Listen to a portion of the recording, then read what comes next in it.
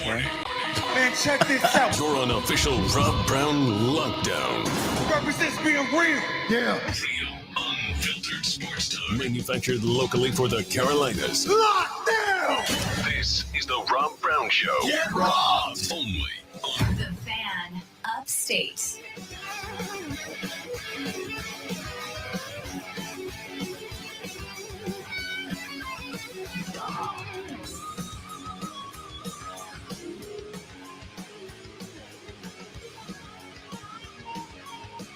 Yeah! Ladies and gentlemen, it is 9 o'clock in the morning on a Monday morning, which means it's time. Let's go. Happy Monday, y'all. Welcome in. The Rob Brown Show is on your radio. This is the Fan Upstate. Howdy, y'all. How's everybody? How was your weekend? Everybody good?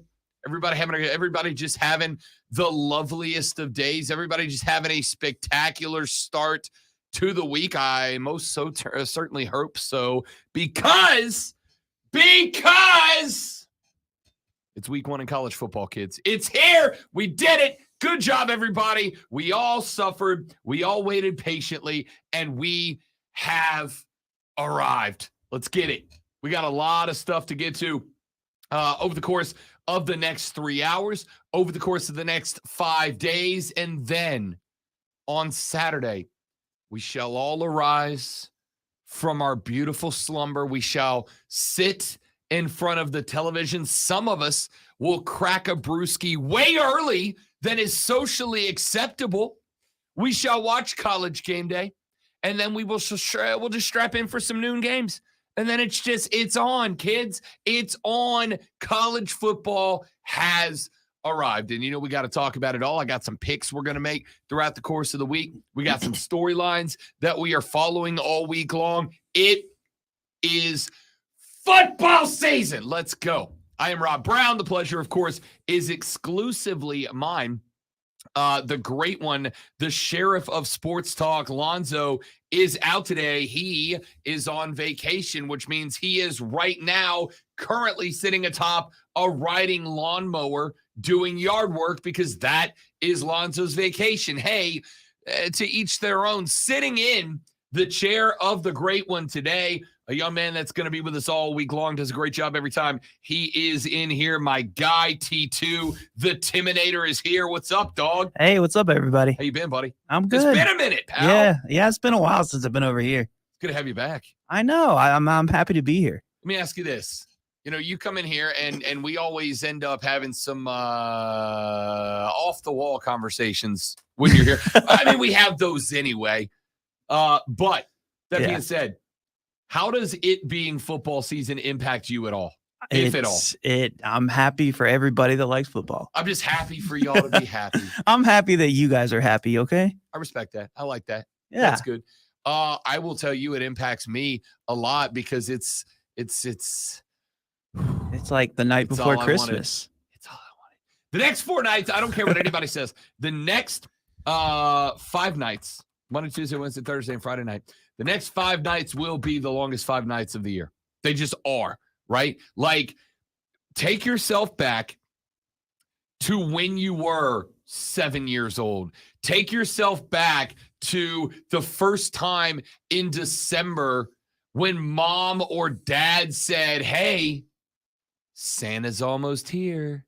Santa's on his way. He is checking his list right now.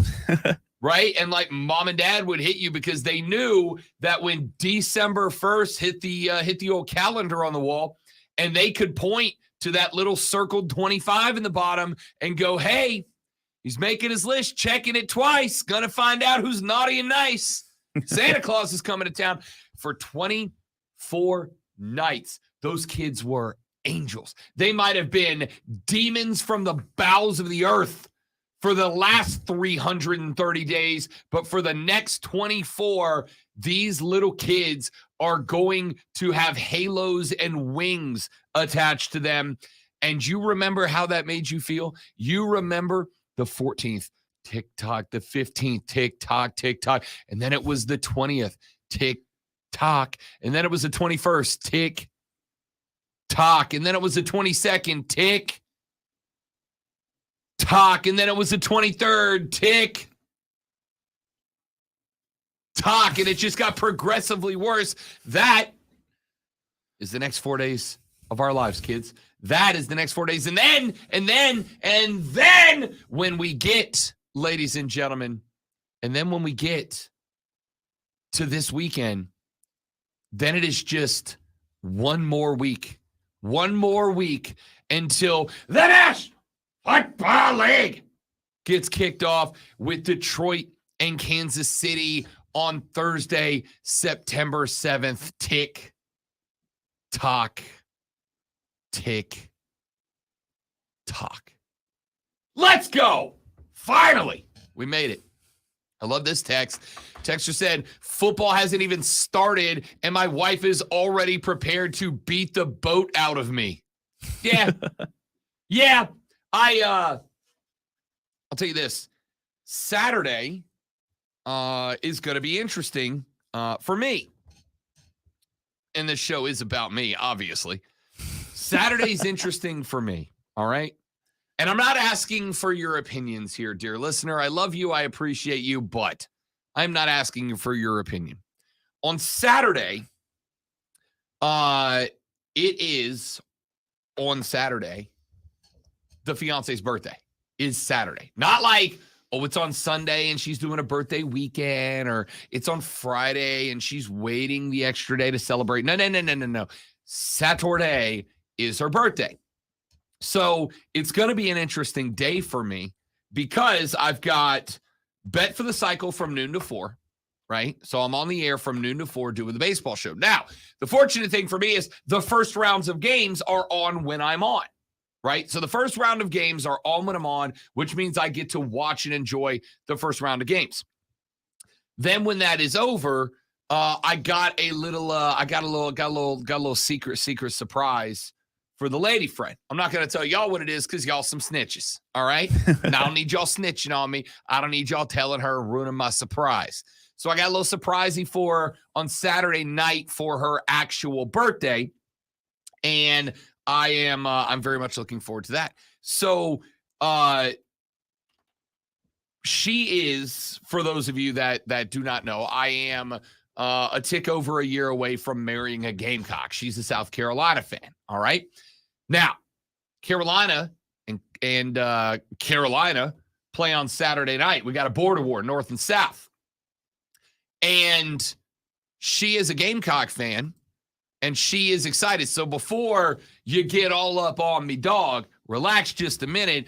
The surprise does indeed include sitting down to watch that game because she does want to watch that, right? Right. So I got a little surprise nighttime date kind of thing going for on Saturday. That includes watching the game itself, but all the rest of them I got to catch up on, right? I got to catch up on. Now, granted, she goes to bed at like 9:00 at night. So, Coastal Carolina at UCLA with its 10:30 p.m. kickoff. Yeah.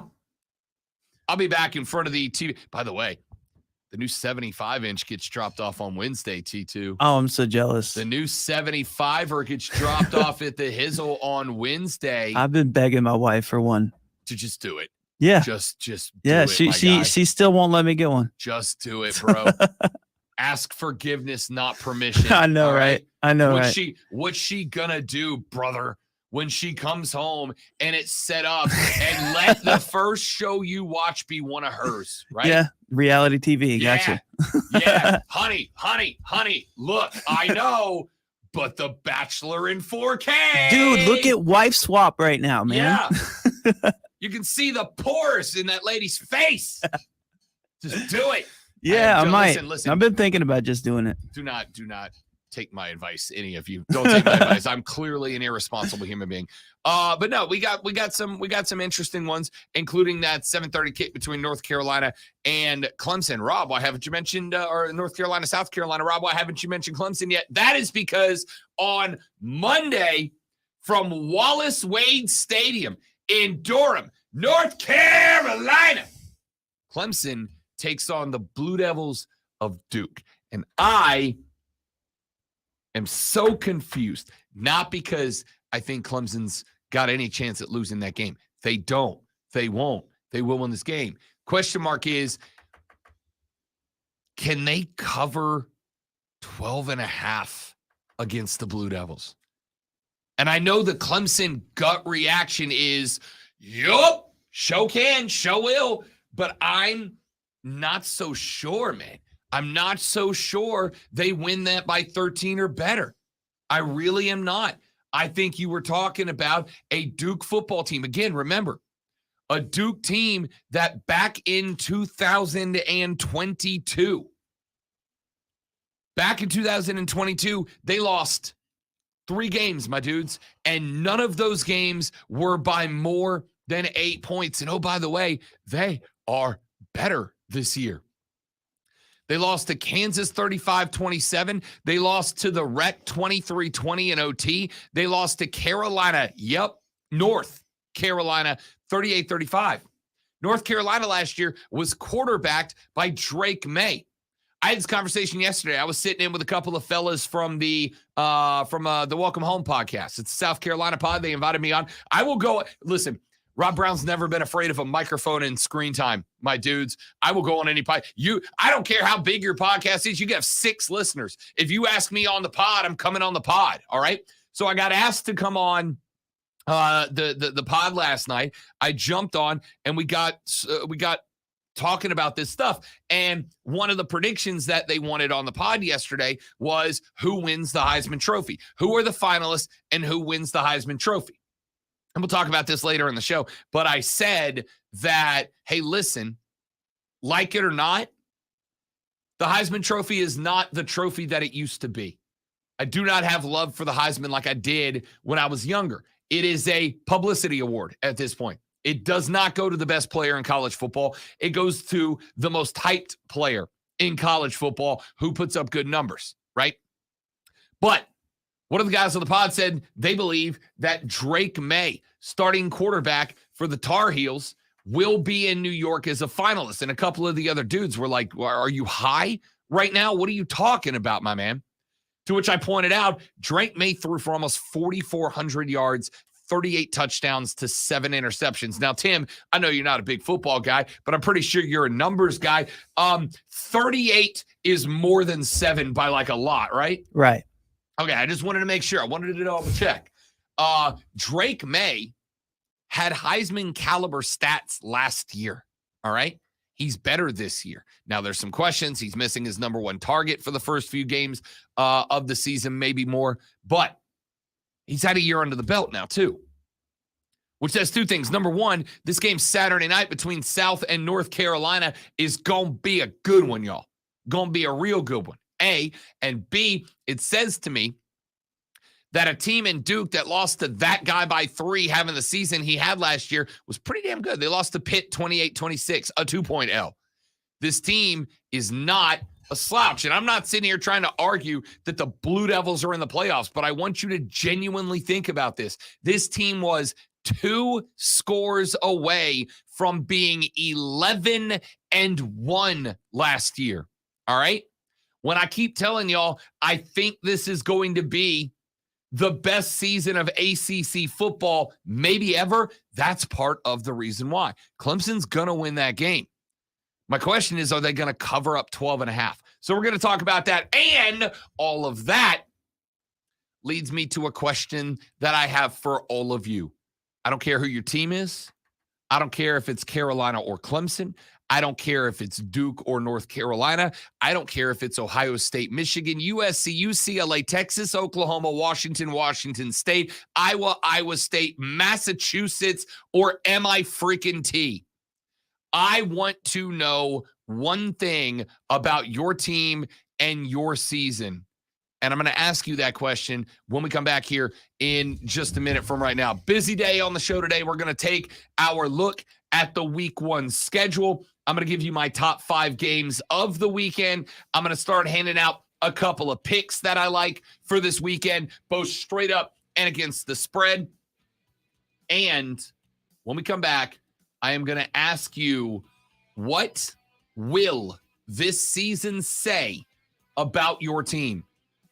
It's going to be a busy 3 hours, y'all. Strap in. Let's get weird. T2 the Timinator in charge of the broadcast today. I am Rob Brown. I am happy to have you here on the Rob Brown Show and the Fan Upstate.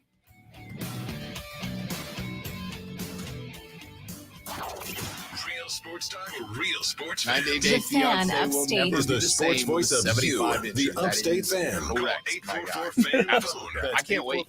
I can't wait. 90 Day Fiance. Tegan, I'm really sorry, buddy. Nationally ranked I Furman slipped Powell on has opened the that. I 2023 honestly, I season should on have Thursday led night, August with 31st Mercer. at Paladin Stadium apologize against for that. Tennessee Tech. I Hi, will everybody. Dan try- Scott, I will voice of the Paladins here, strive inviting you to to join do David and be Cobb, better. Marcus McMorris, Tom Van Hoy, and me as we bring you all the action of the season opener right here on the Fan Upstate. Pregame begins at 5:30 I p.m. will be Kickoff at right 7 back. p.m. Furman, Tennessee Tech, August 31st, right here on the Fan Upstate. From the News Talk 98.9 WORD Weather Center, here's the Carolinas' most trusted forecast on the Fan Upstate. Few scattered showers and thunderstorms here for today with cloudy skies, a high of 86. Tonight, chance for rain and storms, cloudy, low of 70. Tuesday, chance for rain and storms, high of 84. And Wednesday, chance for storms, high of 79. I'm meteorologist Jennifer Wojcicki on the Fan Upstate. Currently, The Devils it's 74. will burn the Kitties Duke upset. Do bet you have over money. $10,000 in credit card debt? I don't I'm see Cindy the upset. Case, I'm a sorry. I certified don't debt see the upset. specialist with I accredited do debt see a relief. good game. And by making I really one do. quick free call to our specialist, you could be on the road to becoming debt-free. Just ask Katrinia, a real accredited debt relief client. Katrinia was laid off from her job and had to rely on credit cards to survive. Between multiple credit cards and unsecured loans, she could barely afford to make the minimum payments. But our team was able to get her one monthly payment she could afford, which put her on a path to paying off her debt faster than she thought possible. We have already helped more than 200,000 clients like Katrinia pay off more than $2 billion of unsecured debt. All right, and are guys, give me rated 30 A+ seconds. I by got to the do Better something. I Business will be Bureau. right back. Give us a call today and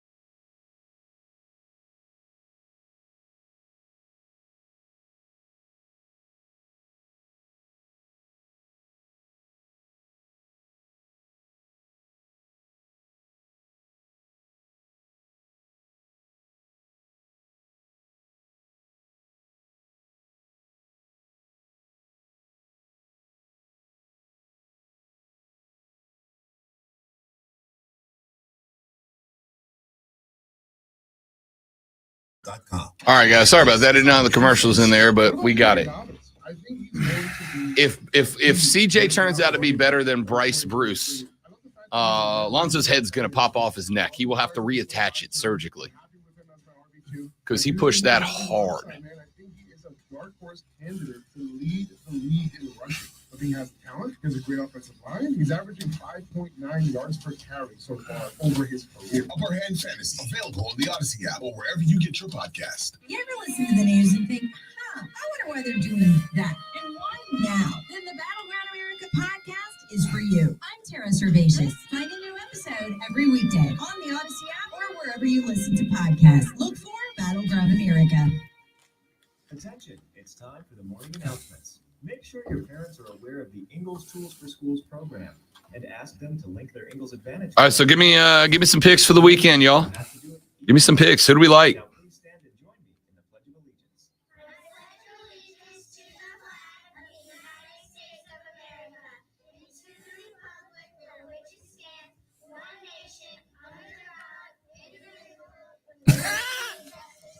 I'm Mark Ryan. If you're like me, you're no interior decorator and you need a bit of help with an outfit that comes. I love when kids say the Pledge of Allegiance. They always stumble over Indivisible. They'll help you find the best color shirts, polo suits, and so much more. There's nothing quite like surprising your sweetheart with a new getup that has you looking your best. Check out their collection today at smithandjames.com and stop by their stores at 222 Trade Street in Greer or at their new location on Verde Boulevard in Greenville. Sponsored by Corley Plumbing, Air and Electric. At Corley Plumbing, Air, and Electric, we provide transparent, upfront pricing you can depend on. Call Corley Plumbing, Air, and Electric today or skip the line and book online. All right, coming back. CorleyPro.com. That's CorleyPro.com. Getting the game on the Rob Brown Show.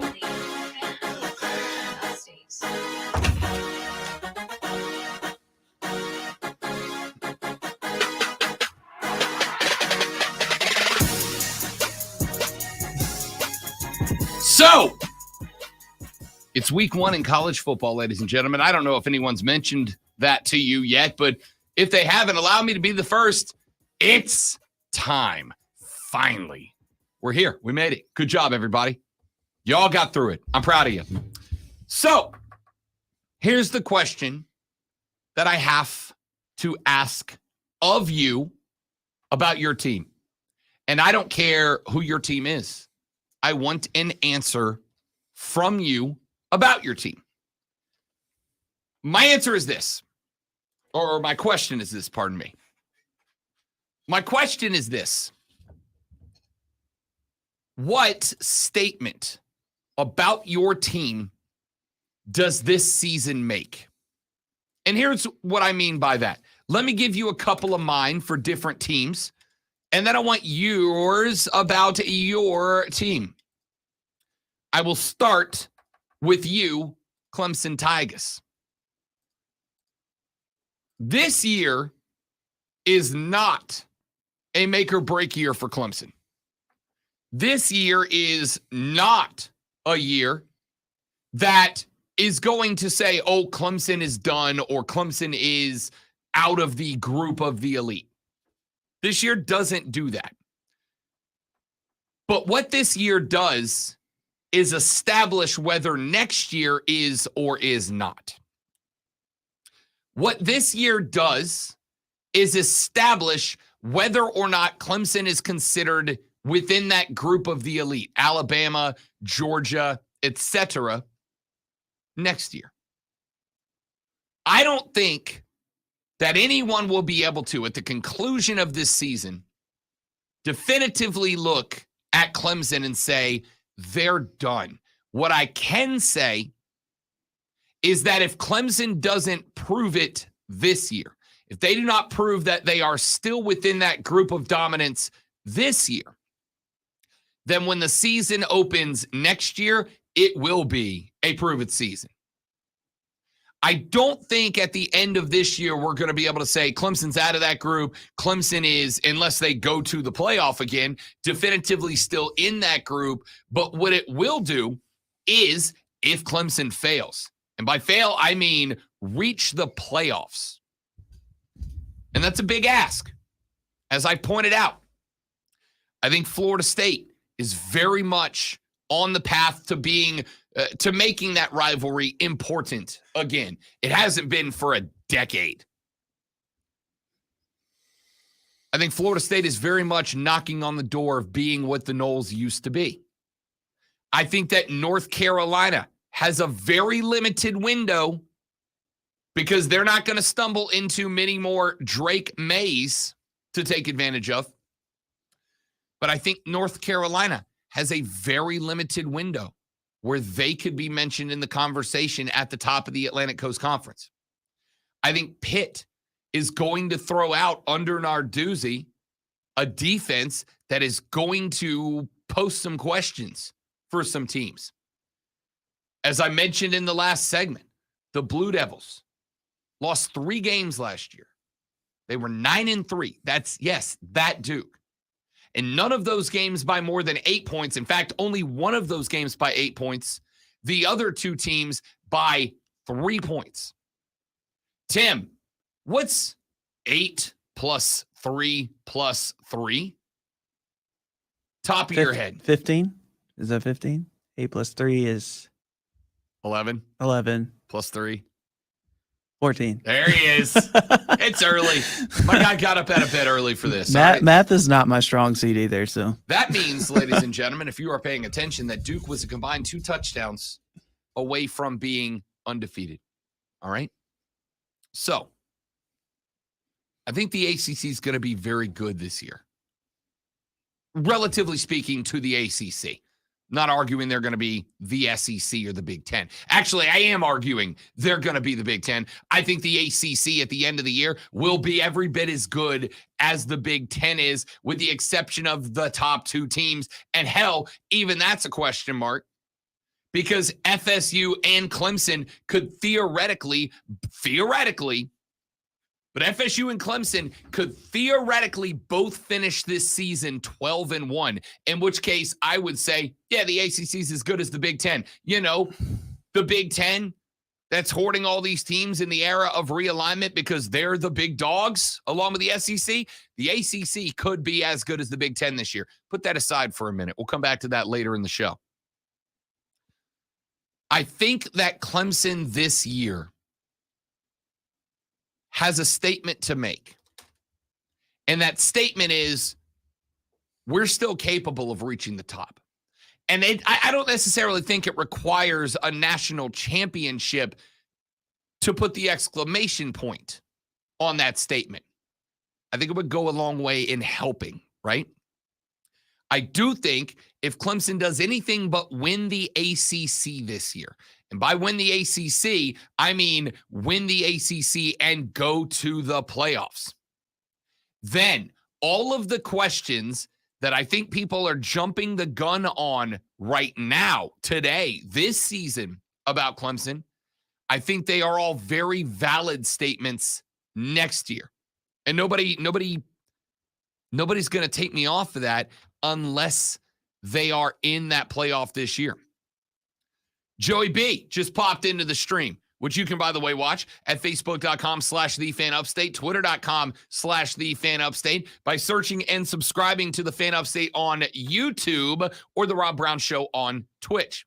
He said, I agree. If you let an entire 4-year class come through with no college football play-ins appearances and you whiff on 2 straight 5-star quarterbacks, it takes you off that elite tier of teams. That's it. Here is one thing I'm very interested about.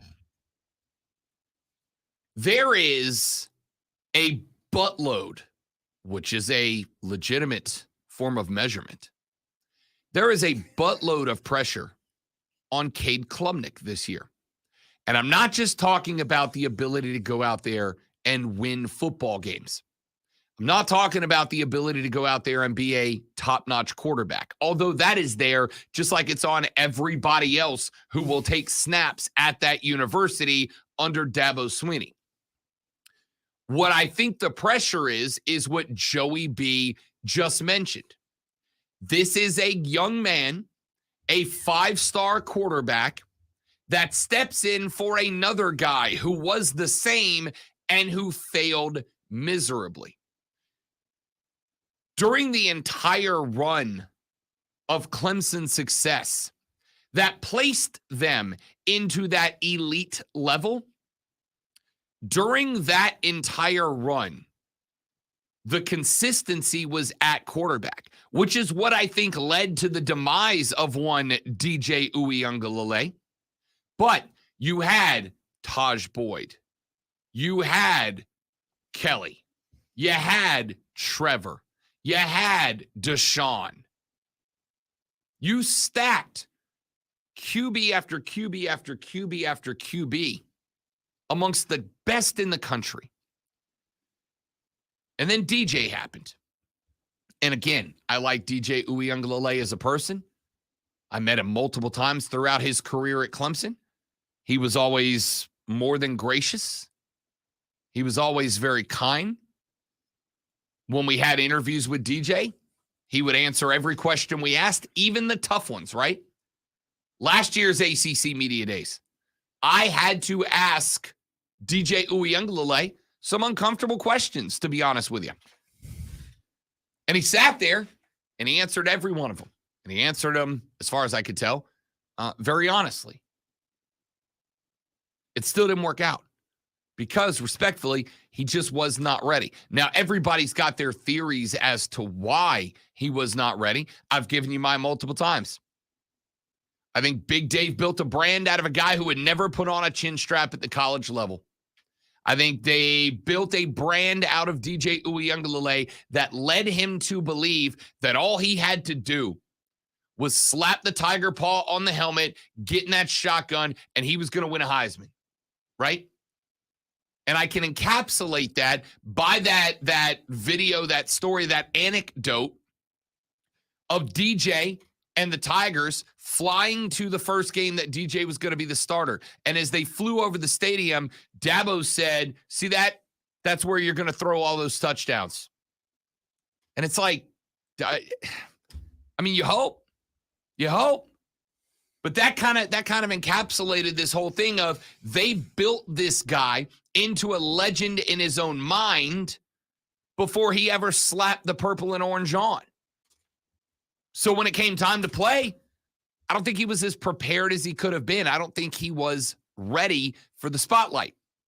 And then it is hard. It is hard to learn on that job. It is hard to learn on that job. And so you ended up in a spot where he was being sent out there to perform Saturday nights on Broadway and believed he was ready because he was really good in the local community theater. And everybody told him he was going to be the next Brad Pitt, and he just was not ready. So you flip from DJ Uiagalelei, who, and I'll say this, I've said it before, I'll say it again, I really hope that this guy, DJ, got himself a big old second serving of humble pie, because if he did, the Beavers of Oregon State are going to be in good shape. In fact, they are one of my top bets for this weekend. All right? We'll come to that later on in the show because I got a few of them for you early. But back to Cade Klubnik. If Cade Klubnik comes out and is anything less than stellar, then there are going to be questions. Hey, they just missed on back-to-back quarterbacks. Joey B just made an interesting point. He said consistency at quarterback hurt Clemson, but not for the reason you think. The quarterback play that Clemson had papered over a lot of cracks in the coaching staff and on the offensive line that would have been exposed otherwise. Right. I don't disagree. I think that's fair. And I think the turnover at coordinator points out that that has been fair. But what I will say is this. If they miss on a second guy, if Cade ain't the dude, right? And please don't hit me with, well, Rob, you got to take it easy. He's a young fella. You don't have time. That is one of the issues that arises from being in the elite tier. If you want to stay there, there is no, you got to give the young guy time. You got to go find the next guy, plug him in, and have him ready to go. That's just how it is. You've got to find the next guy, plug him in, and he's got to be ready. And if they miss on Cade Klubnik, that'll be back-to-back QBs that Clemson has missed on. And if they miss on back-to-back quarterbacks, a lot of the luster built up around that program goes away. The mystique goes away. The aura of greatness is penetrated. In which case, Clemson is going to dive from the tier that includes Alabama and Georgia, and they're going to find their way back into the tier that includes teams like Florida State. Like, they're good, but are they that good? So now to circle all the way back around to the total beginning of the conversation, I think, and I ask you guys, if you weren't here at the beginning, you've tuned in the last handful of minutes. Here's the point of this conversation. I want you on the phone lines at 844-326-3663. It's football season. Tell your boss he can hang on 5 minutes while you jump on the radio like a professional. What does this season say about your football team? What is the statement that your team will or won't make this year? For Clemson, this year will be a statement as to whether or not they will remain amongst the elite tier teams in college football, A, or this season will state it's time to ask questions. And those questions will be about Dabo Swinney. Those questions will be about recruiting. Those questions will be about dominance in the Atlantic Coast Conference. And those questions will start next year. And once those questions start to get asked about your team, it's a slippery slope. It becomes a very slippery slope. Because then all that drama starts to penetrate inside of your program. Those guys hear those questions, and some teams respond very well to those questions, and other teams don't. Most teams don't. So I think the statement that gets made based on the results of the 2023 Clemson Tiger football team is this. Either A, hell yeah, we are still elite, back up. Or B, questions are fair. Questions are fair about the head coach, about the recruiting, about everything. And which one of those two realities comes to pass is 100% up to the Tigers. It is 100% dictated by this year's football schedule. You make a playoff, we're all going to go right back to Clemson's in that top notch. You don't make the playoffs. You don't win the Atlantic Coast Conference. The torch gets passed. And Clemson next year faces the most scrutiny in an offseason that they have faced in a very, very, very long time. Let's run to a break. When I come back, I'm going to do the same thing for South Carolina. What does this season mean for the Gamecocks? What statement gets made if South Carolina succeeds or if South Carolina fails? I'm going to tell you what that is when we come back. The Timinators on the ones and twos. My name is Rob Brown. Ladies and gentlemen, it's football season. It feels so warm and fuzzy, doesn't it? The Rob Brown Show rolls on after this. It is the Fan Upstate. The sports voice of you, the Upstate fan. Yeah. Hey, guys, we'll be right back. Give us 30 seconds.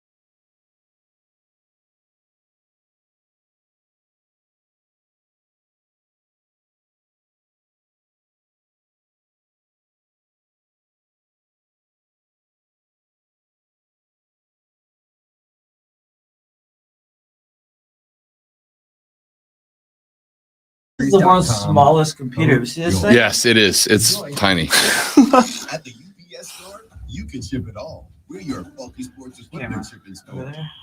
Your heavy luggage shipping store. Your fancy art shipping store.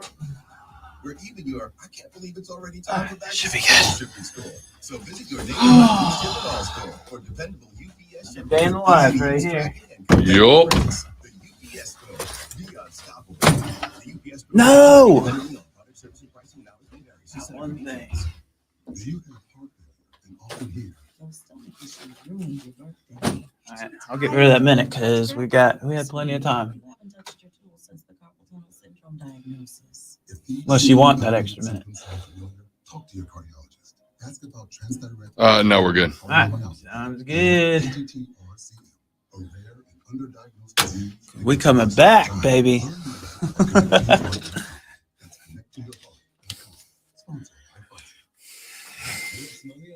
Search the Fan Upstate.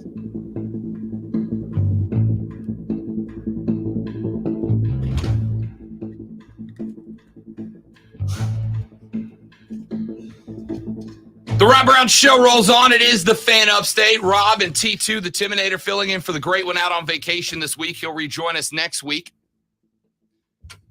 So, in the last segment, I asked, what statement does this season make for your football team? I gave you mine for the Tigers of Clemson. I said, if this team is successful this year, the statement will be, we are still elite and you will respect us. If they fail this year, the statement will be that the questions about this team are now justified. The questions about the coaching staff are justified. And it's going to be the most scrutinized offseason maybe in Clemson history. Sincerely. Texter said, Rob, thank you for 10 minutes of what if Clemson's done. Hey, Rob, what if Cade comes out and slings the rock around and Clemson whips everyone? Well, I will start with a couple of things, Texter, because I recognize this Texter. This is the one who gets on me all the time for just not doing enough Clemson. First off, Texter, I would like to point out, for the sake of being hilariously pedantic, Cade starts with a C, not a K. So if you're going to bust me up for not doing enough Clemson stuff, maybe know your boys, all right? Second off, I literally answered that question. I literally answered that question by saying, if Clemson comes out and is successful. And by the way, my definition of success is make the playoff. I'm not calling for natty or bust like some of you guys are. I'm not there yet. I'm saying if they make the playoffs, that's success.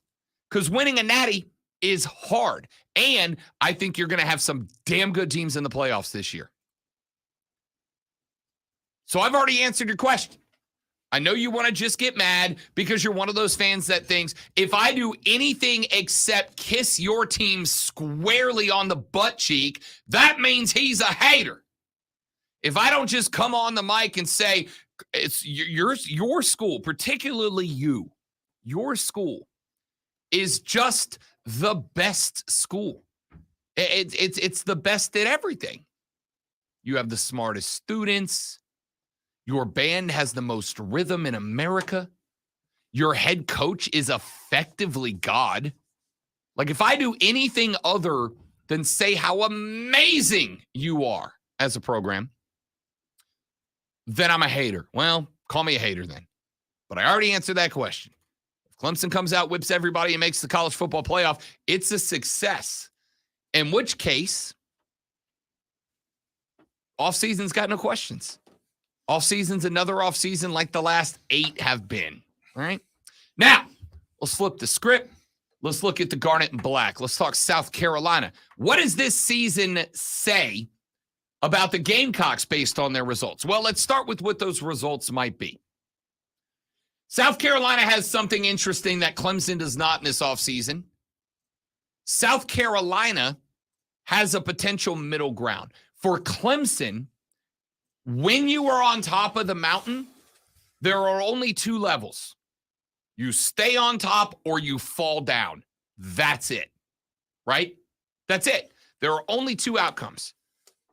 Once you plant your flag on the top of the hill, you either stay up on it or you fall off of it, which is going backwards, going down. When you are in the process of climbing the mountain, there are three options. You can go up, you can fall down, or you can stay put. Why do I mention that about the Gamecocks? Well, very simple. Because I can see this team being 6-6. I can see this team being 10-2. And I can see this team having any record in between. I could see them being 6-6, 7-5, 8-4, 9-3, or 10-2. I don't think they can do better than 10-2, but let's be honest. If the Gamecocks put together a 10-2 season, holy cow, my dudes. Now, what do I define as success? To me, success is 8-4 or better, right? It's a step up. 8-4 or better.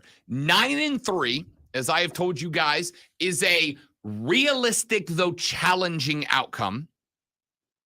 And I think 10-2 is a very optimistic outcome.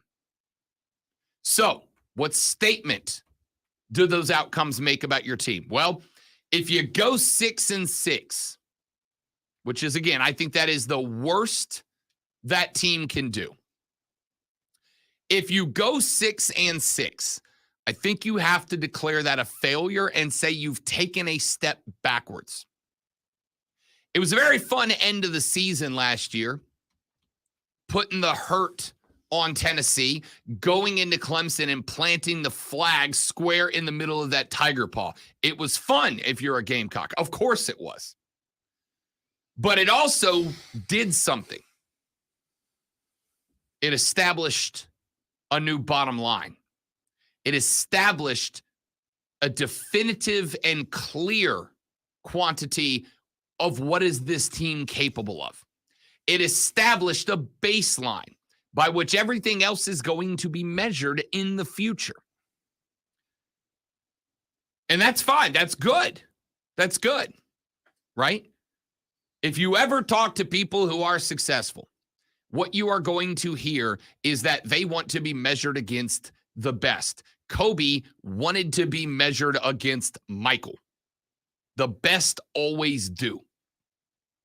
So to sit there and go, we want to be judged by what we did to Tennessee last year is fair.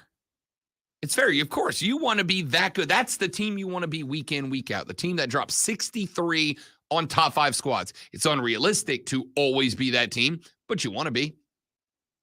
If this team goes out and goes 9-3 or 10-2, I think it will be at that point safe to say Carolina has arrived. Carolina is here. We are on the scene. We are a threat now. There's still work to do. There's still time to grind. There's still a hill to climb. We're not on top, but we're in the we're here. Right? We're in striking distance. If Carolina goes, as is my preseason prediction, 8-4, I think you can go, the trend continues, right? We're not arrived. We're not here. Georgia's not in the rearview mirror going, oh, here come the Gamecocks. Well, whoever, because there's no divisions next year, but you get it. I don't think the big dogs in the SEC, LSU, Alabama, Georgia, are looking in the rearview mirror and going, oh, here come the Gamecocks. But I think the Gamecocks can definitively say, we're trending upwards. We're getting better. It's a slow process, but it's happening. Now, if this team goes 7-5 or 6-6, I think a lot of the goodwill that is earned, and rightfully so, right? You guys know I'm a Shane Beamer fan. He has won me over completely. If he goes 7-5, if he goes 6-6, I think you have to say, all right, super happy fun time is over. Super happy fun time is over, right?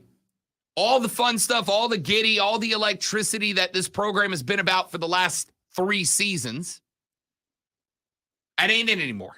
It is time to put our focus on actually being a better football program.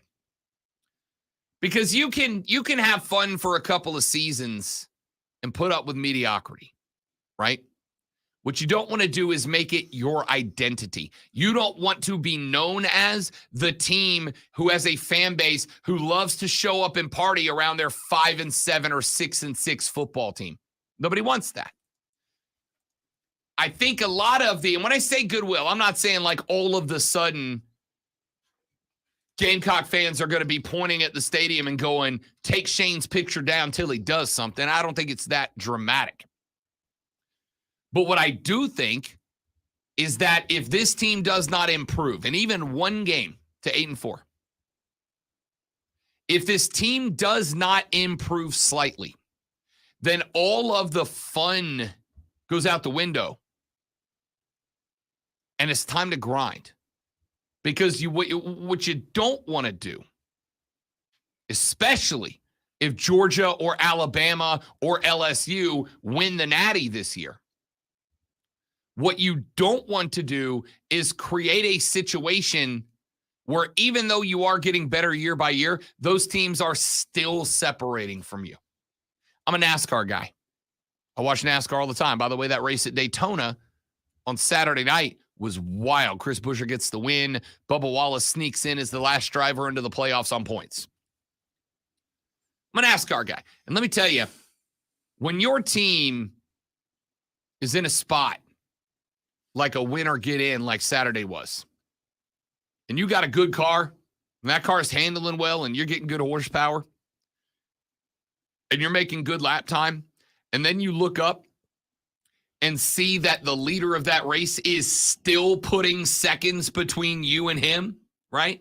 When you are turning good laps, but the guy ahead of you is turning great laps, and every time you cross that start-finish line, the lead grows by 0.2 of a second. So every 5 laps, you're down another second. That's wildly frustrating, dude. And it takes the wind up out of them sails on the real quick because it starts to feel like it doesn't really matter what we do, right? It does not matter what we do to get better. We cannot keep up. If South Carolina does any worse than 8-4 this year, that's what it's going to feel like. If you do anything worse than 8-4, it is going to feel like the teams up front, Georgia and Bama, are putting you 0.2 of a second down every lap. In which case, it doesn't really feel like you're ever going to win. If South Carolina wants to say in the future that they've got the capability to get to the mountaintop, they've got to climb up this year. Staying put is what it is. But you're going to have to work even harder next year. Take a step forward. Get closer to the top of the hill. Hour number 2 is just around the corner. I got some picks. We got some NFL news and notes. 53-man rosters are due tomorrow. We'll break all that down coming up on the Rob Brown Show. Rob, T2, and you. It is the Fan Upstate. All right, guys. I'm going to run to the restroom real quick. We will be right back. Don't go anywhere.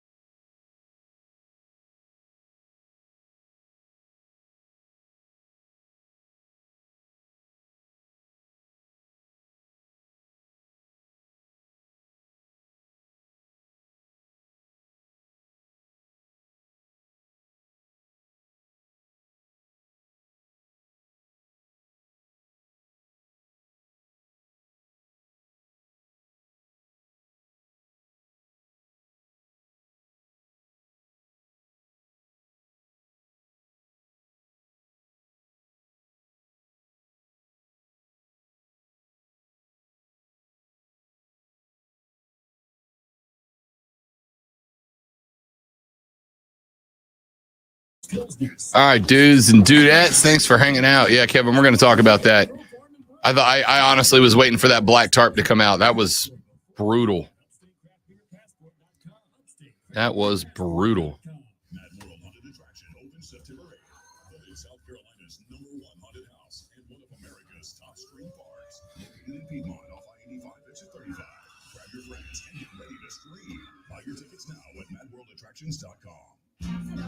You've heard it said, he's a diamond in the rough. Or maybe diamonds are forever. Here's something else I've learned about diamonds. They're just pieces of coal put under pressure. Save. For a long time. So when I Cancel. start feeling like I want to give up, I think about that little We'll do it the old-fashioned way. And if that piece of coal can make something of itself by not giving up, Oh, come on. persistence is in you. PassItOn.com. Summer's heat with Ooh, I'm good. Right on the money. Attaboy. Whether you're smoking a brisket or grilling up veggies, Kingsford Original Charcoal delivers the consistent performance and smoky wood-fired flavor barbecuers crave. All right, I'm going to email engineering about my laptop so they may come in here. Or do you want me to wait? Say that again? I'm going to email engineering about my laptop. Yeah, no, if you need it working, absolutely. Yeah. The Roll Brown Show. There we go. Yes.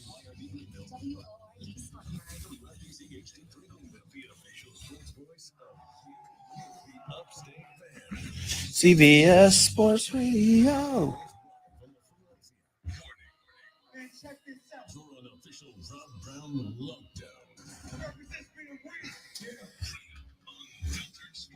Manufactured locally for the Carolinas. This is the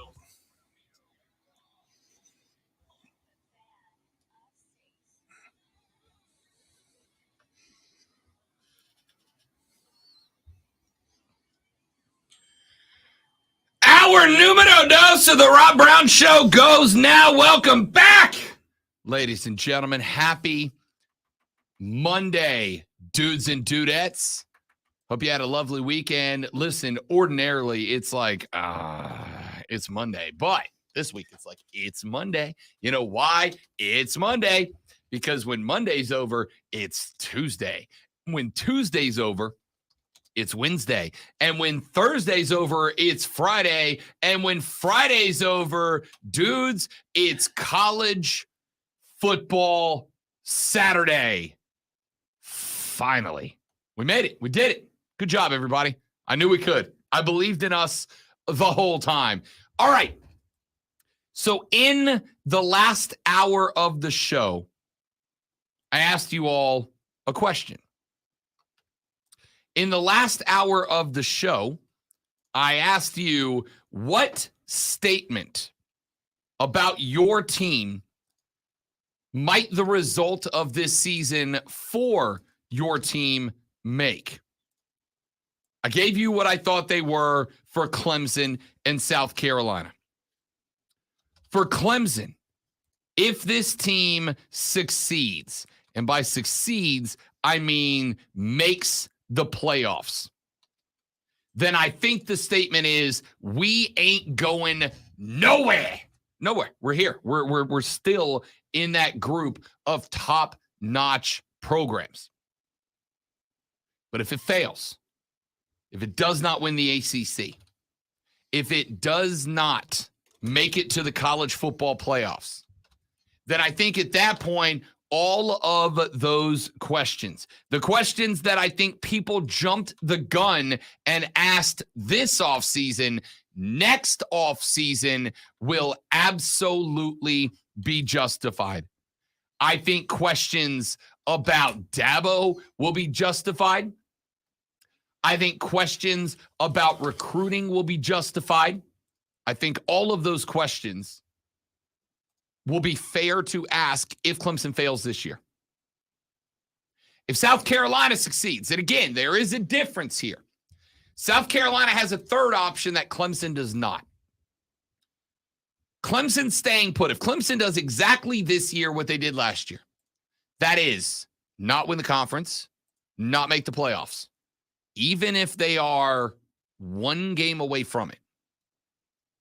If Clemson does exactly what they did last year, this year, it will be a failure, in which case the failure statement stands.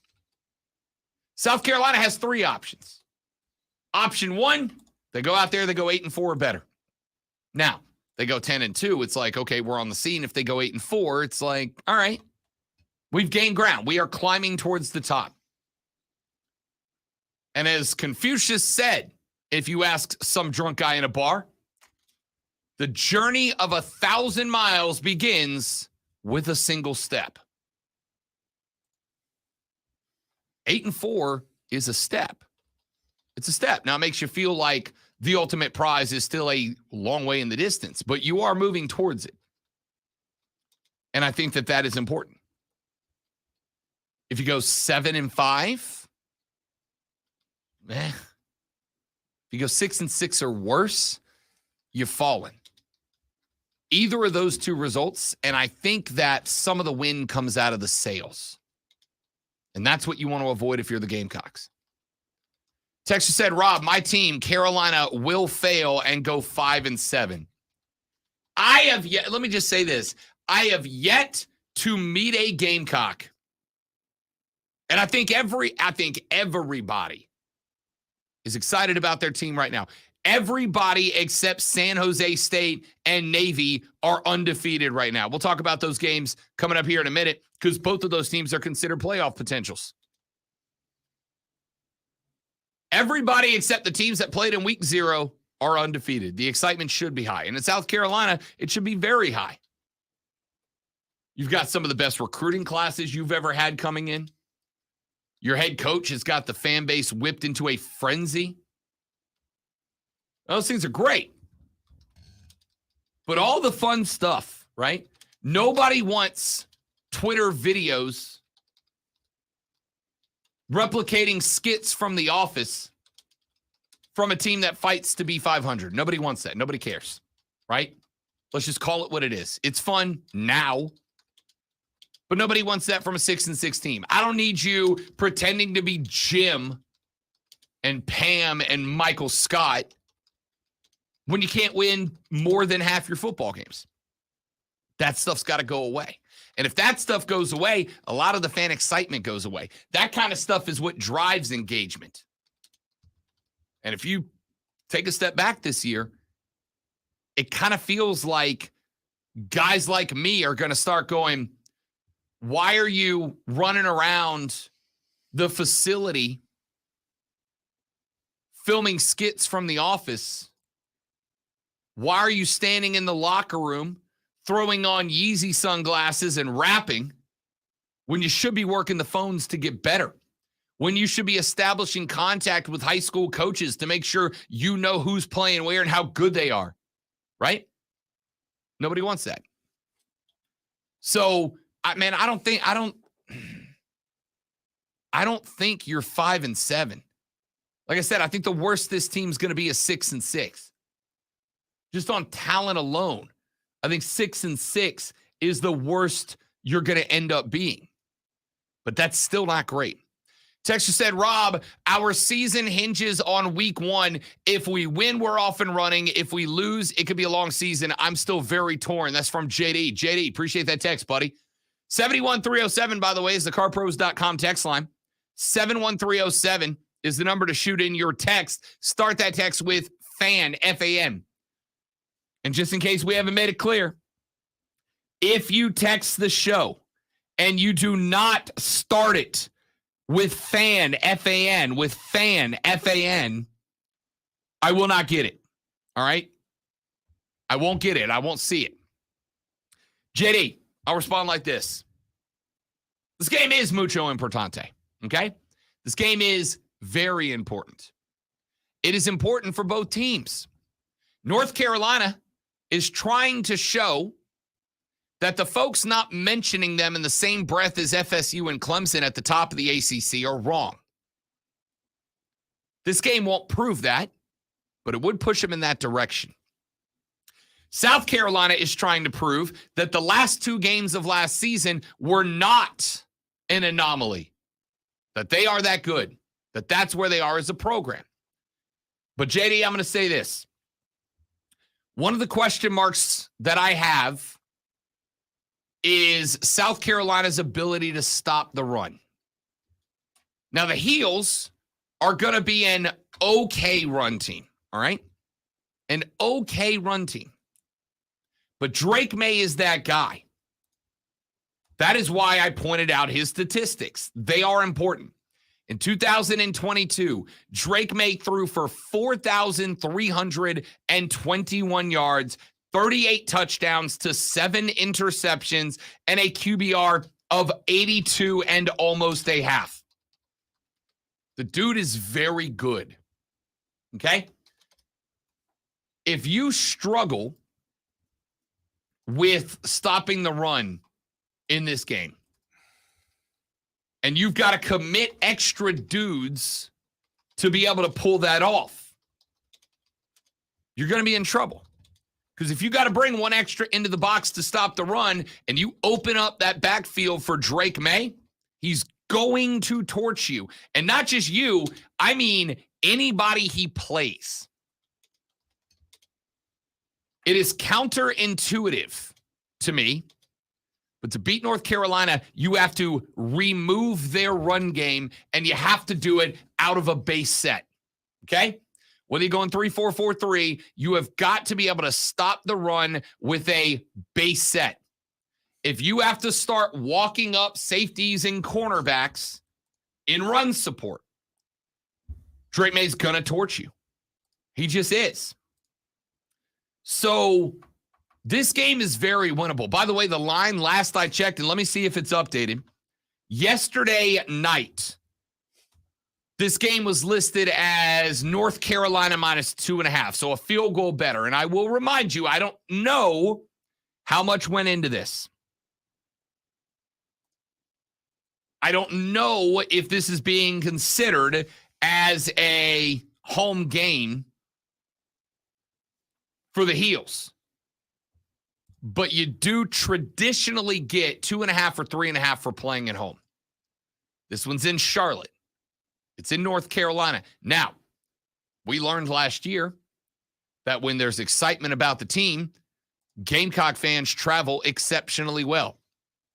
They went out of their way to point out how last year Gamecock fans took over, what was it, Jacksonville? Which, by the way, I'm very sorry that you got sent to Jacksonville. I don't know who within that program did something so atrocious that you deserve to go to Jacksonville, America's worst city, the butthole of America. But you traveled well. You showed up, you showed out. It was a Gamecock home game. But North Carolina fans are excited too. This is probably going to be the best Tar Heel football team in as long as I can remember. Part of the reason I think the ACC is going to have the best season they have had maybe ever. So I think you're looking at probably a 50-50 split. Best case scenario, 50-50 split. And if that is the case, if that's what Vegas sees right now, they believe the Heels are just the slightest touch better than the Gamecocks of South Carolina. Okay, just the slight touch better. So, this game is important. I'm not going to disagree with you at all. This game is massively important, JD. But I will also say this game does not break you if you lose it. It does break you if you lose it by 21, 24, 27. It will break you if you get beat. If you get beat, it'll break you. But as long as this game is not a blowout, North Carolina's ranked 6 spots higher than you in the AP poll. They check in at 21. You were 27. It's going to be a good game. A real good game. This might be, with the exception of Florida State LSU, this might be a game of the week candidate, a game of the year candidate. If it plays out the way I think it can, should, and will. But down the rest of the schedule, I love the Dens, all right? Tim's sitting in front of that Furman flag right now. I love the Dens. You should win that game. Now, I would not rest on the laurels I would not start looking ahead to Georgia in week 3 because remember, Furman went into Clemson last year and put up more yards than Clemson did. That was a pretty good football game till it wasn't. I spoke with somebody at Furman not too long ago. Coach Hendricks and the boys want that dub. They want that dub, just like they wanted it last year against Clemson. I would not sleep on that game at Willie B on the 9th of September. Then on the 16th, at Georgia. At Georgia against the Dogs at Sanford. You're going to get blown out in that game. That's not an insult. That just is what it is. A lot of teams are going to get blown out by the Dogs this year. Now, I don't think Georgia is going to be as good as Georgia was last year. I think Georgia comes down to earth just a little bit, but coming down from the stratosphere still puts you pretty high up, right? So I'm going to go right now. You could theoretically start 1-2. It's what you do after that that matters. It's what you do against Mississippi State. It's what you do at Neyland taking on Tennessee. It's making sure that you don't let Florida get you. It's getting the monkey of Mizzou off your back. It's going to Kyle and beating the Colts. It's making sure you do what you need to do to Jacksonville State and Vanderbilt. It's making sure you get Kentucky, and what a cap it'd be to go back-to-back over Clemson, right? So I'm not saying the North Carolina game's not important. I'm saying if it goes sideways and you drop that game, do not panic. Do not fall off. Do not show up the next Saturday against Furman. Do not be there for that Mississippi State game the week after Georgia. That is not it. Carolina, the northern version, is going to be a good team this year. I do not put them in the upper echelon with Florida State. I do not put them in the upper echelon with Clemson yet. But they're the closest to that upper echelon. They are the closest to that grouping. And so if you lose that game, by the way, I say North Carolina is in a similar position to where South Carolina is in the SEC, right?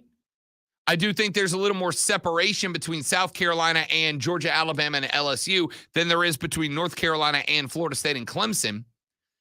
But you're a second-tier team that is, this season, trying to prove that you deserve to be in that number.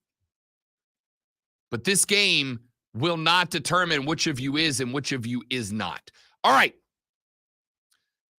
844-326-3663 is the phone number. I'm looking for y'all. I'm waiting for y'all. It's football season. I expect you to get back involved with the show. CarPros.com text line 71307. Start that text with FAN, F-A-N, FAN, F-A-N, and we'll read them on the air. What does success or failure say as a statement about your team? We'll talk more about it as we move on. We got some NFL stuff coming up and more on The Rob Brown Show. It is the Fan Upstate. All right, guys, I got a live read. Stay right there. We'll be right back.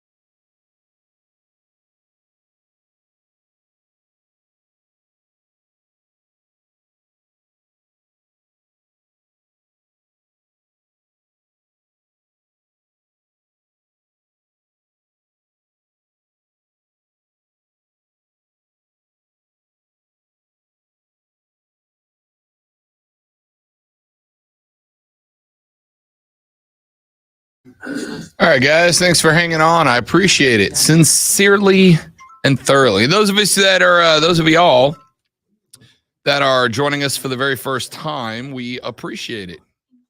Thanks. You were signing a letter for a minute. Sincerely, It's yours.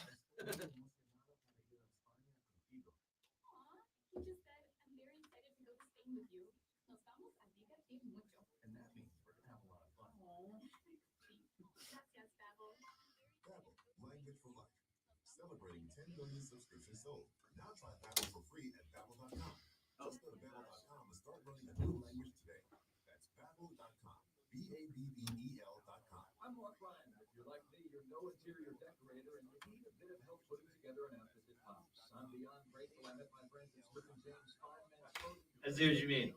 Look like I know what I'm doing. They'll help you find the best color combinations with slacks, shirts, polo suits, and so much more. There's nothing quite like surprising your sweetheart with a new get-up that has you looking your best. Check out their collection today at SmithJames.com. Stop by their stores at 222 Trade Street in Greer or at their new location on Verde Boulevard in Greenville. Sponsored by Corley Plumbing, Air and Electric. At Corley Plumbing, Air, and Electric, we provide transparent, upfront pricing you can depend on. Call Corley Plumbing, Air, and Electric today or skip the line and book online. CorleyPro.com. That's CorleyPro.com. More than the scores.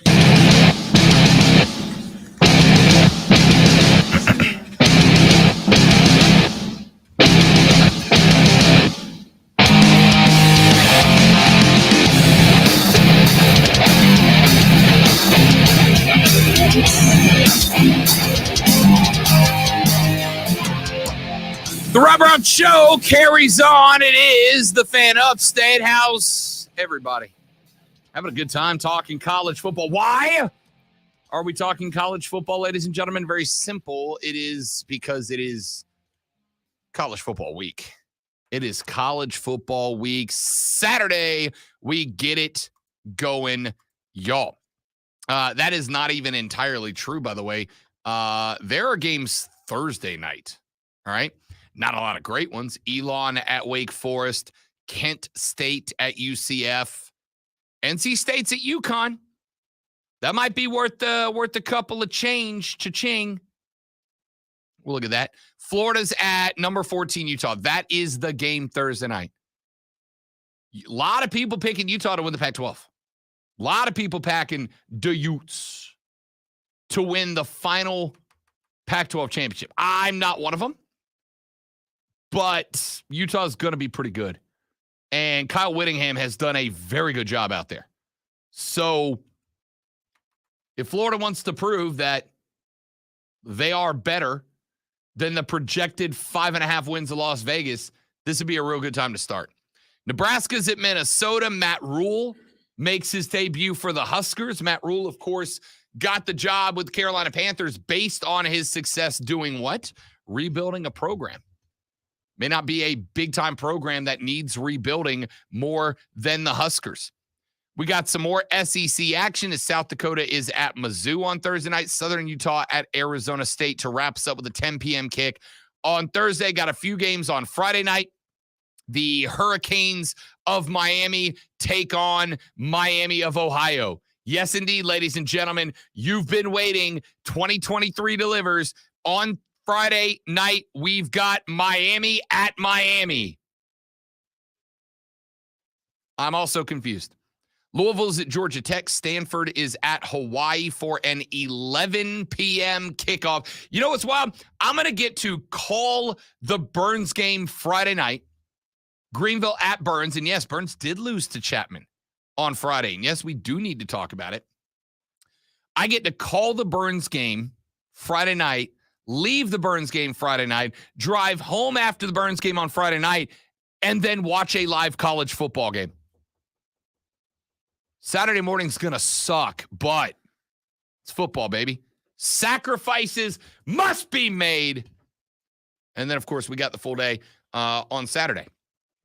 So let's get to a few more things here on the radio broadcast as we are getting set up for Saturday. Let's talk about the two games that just happened. Let's talk about the games that took place on Saturday. And let us start with a guy that I told y'all was going to be good. Somebody else said, wait a minute, Rob, there's no chance. He was playing against nobody at his last school. He was falling off at his last school. There's a reason he left. Yes, there is a reason he left. The reason Sam Hartman left Wake Forest was to go to a school at Notre Dame that will give him a chance to make a playoff appearance. Lonzo selected Notre Dame to be in his college football 4-team playoff. Sam Hartman made his debut on Saturday for the Fighting Irish of Notre Dame. I got to stop doing that half-ass Irish accent or Odie's going to come over here and punch me in the face. That dude's awesome. I called Friday to get in on the stream get in on the board to get ready for the Burns game. And Odie was working offsides while Diesel was off on his anniversary vacation. And he picked up the phone and he's like, in a very thick Irish accent, yeah, hey, Rob, I got you dialed up. I'm not even going to try to do it. And just immediately I was like, I want a Guinness. I just do. Yeah. I just right now do. Sam Hartman made his debut for the Irish on Saturday. And the former Wake Forest QB could not have done much better than he did. 19 of 23 for 251 yards and 4 touchdowns. The Irish put away Navy 42-3. And if you took Rob Brown's lock of the week of the century, you made some money there. I told you, lay the 20 with Notre Dame. In fact, I didn't. I wish I would have. But I almost actually teased that up a little higher. I was thinking I was going to go to 23.5. But I laid the 20 and took it at, I think I locked it in at plus 105 to lay the 20. Cha-ching, baby. Nailed it. Notre Dame scored on each of its first 4 first-half possessions. Navy was just overmatched. Defensively, they had nothing. Notre Dame ran the ball for over 6 yards a carry in that game. And of course, when you're getting gashed up the gut, it opens up the second level for your quarterback. And that's exactly what happened. Sam Hartman is receivers, including true freshman Jaden Greathouse, who snagged 2 of Hartman's 4 on the day. On the flip side, defensively, right? And this was the story from the first 2 big games of the weekend. It was defense. Notre Dame's looked good. Now, as our buddy Tiger Pal Rachel just opened a tweet to me at The Rob Brown Show on Twitter, at The Rob Brown Show. She opened her tweet and she said Hartman looked dangerous, but the tweet opened with, it may have been Navy. Yeah, no, for sure. Listen, Brian Newberry is the head coach at Navy. It is his first year. He took over for Ken Niumatalolo. Ken Niumatalolo had been at Navy for 15 years. I said on Bet for the Cycle on Saturday, because we did a little college football talk, I said during Bet for the Cycle on Saturday when we were talking football, and I meant this, I don't think there is a college football program that had the reset button mashed harder than Navy. Ken Niumatalolo was Navy football for a decade and a half. And at the end of last year, a year in which they won 5 games, the midshipmen decided to move on. So they bring in Brian Newberry. Brian Newberry is a guy that came over. And by the way, I thought that I thought we were going to see a bit of a change, because not only did Newberry came over, but he brought up Grant Chestnut as his OC.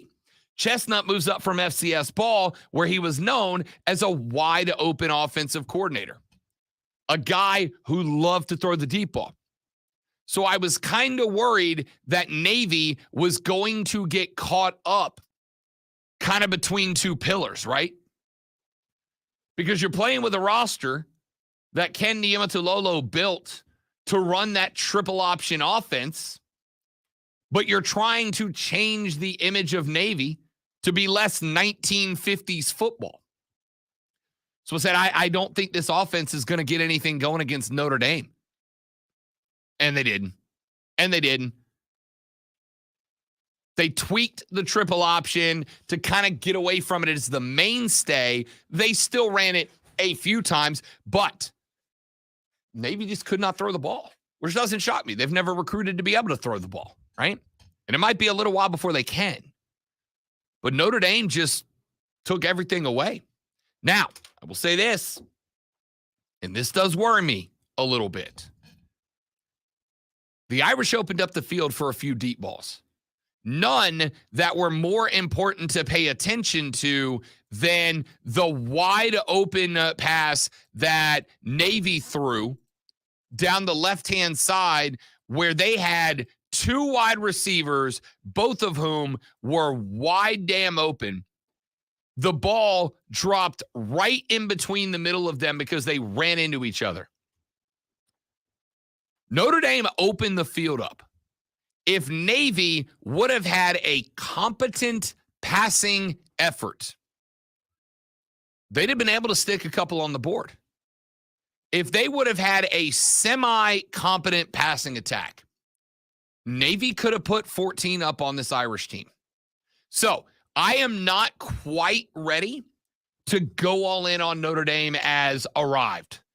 I am not quite ready to go all in on Notre Dame's playoff caliber. I don't think that they are. And I think when Notre Dame comes up against, say, Ohio State, I think when Notre Dame comes up against, say, USC, those teams are going to be able to put 35 plus up on this Notre Dame team. The question mark is going to be, offensively, can Notre Dame keep up? Can the Irish, who put up 42 on Navy, go put up 37 on Ohio State? Go put up 37 on USC? Because I think they'll have to win those games. And defensively, they look like they were missing something. They look like there was just a little something lacking. I don't know if it was in the secondary or what. But like I said, I went back to, it was, if you want to rewatch it, there were 4.5 minutes on the clock in the first quarter. Navy was down a single touchdown.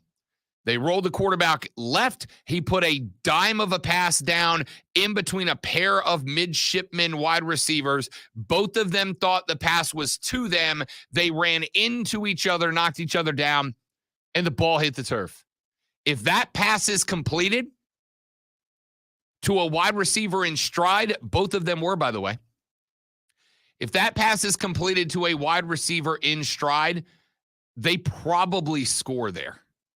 They probably score. And now we got a 7-7 game, and Navy's got some momentum. Navy's got some confidence. Navy's feeling good about themselves.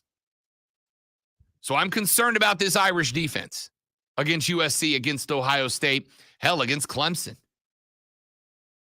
Clemson can, if Cade's the guy, Clemson can take advantage of a Notre Dame secondary that did not look great against Navy and got bailed out by the fact that, respectfully, Navy's just not very good at football. All right, we did have one more big game this Saturday.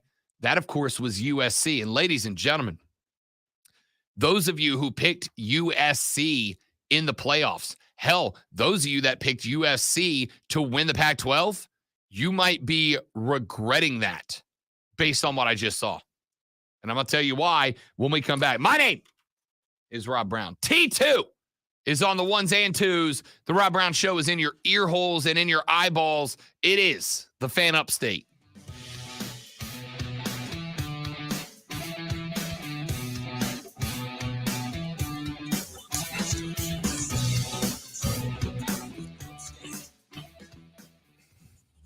Chuck Sanders. Here's the Sports Flash on the Fan Ooh. Saints beat the Panthers 26-17 on Friday in the preseason finale. Carolina set for the season opener Sunday, September 10th in Atlanta. Run on his end, 2-run score.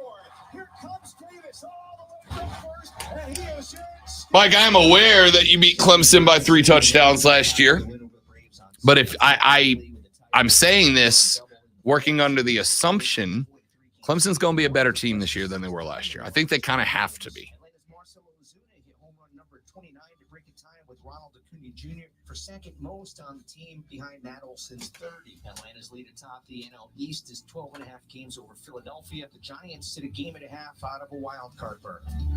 The Fan Upstate is your home for Furman Paladins football. Listen to the season opener versus Tennessee Tech Thursday, August 31st. You should be worried about the Buckeyes and Trojans, basically because they're good. That's not an indictment on Notre Dame. That is a compliment to how good those teams are.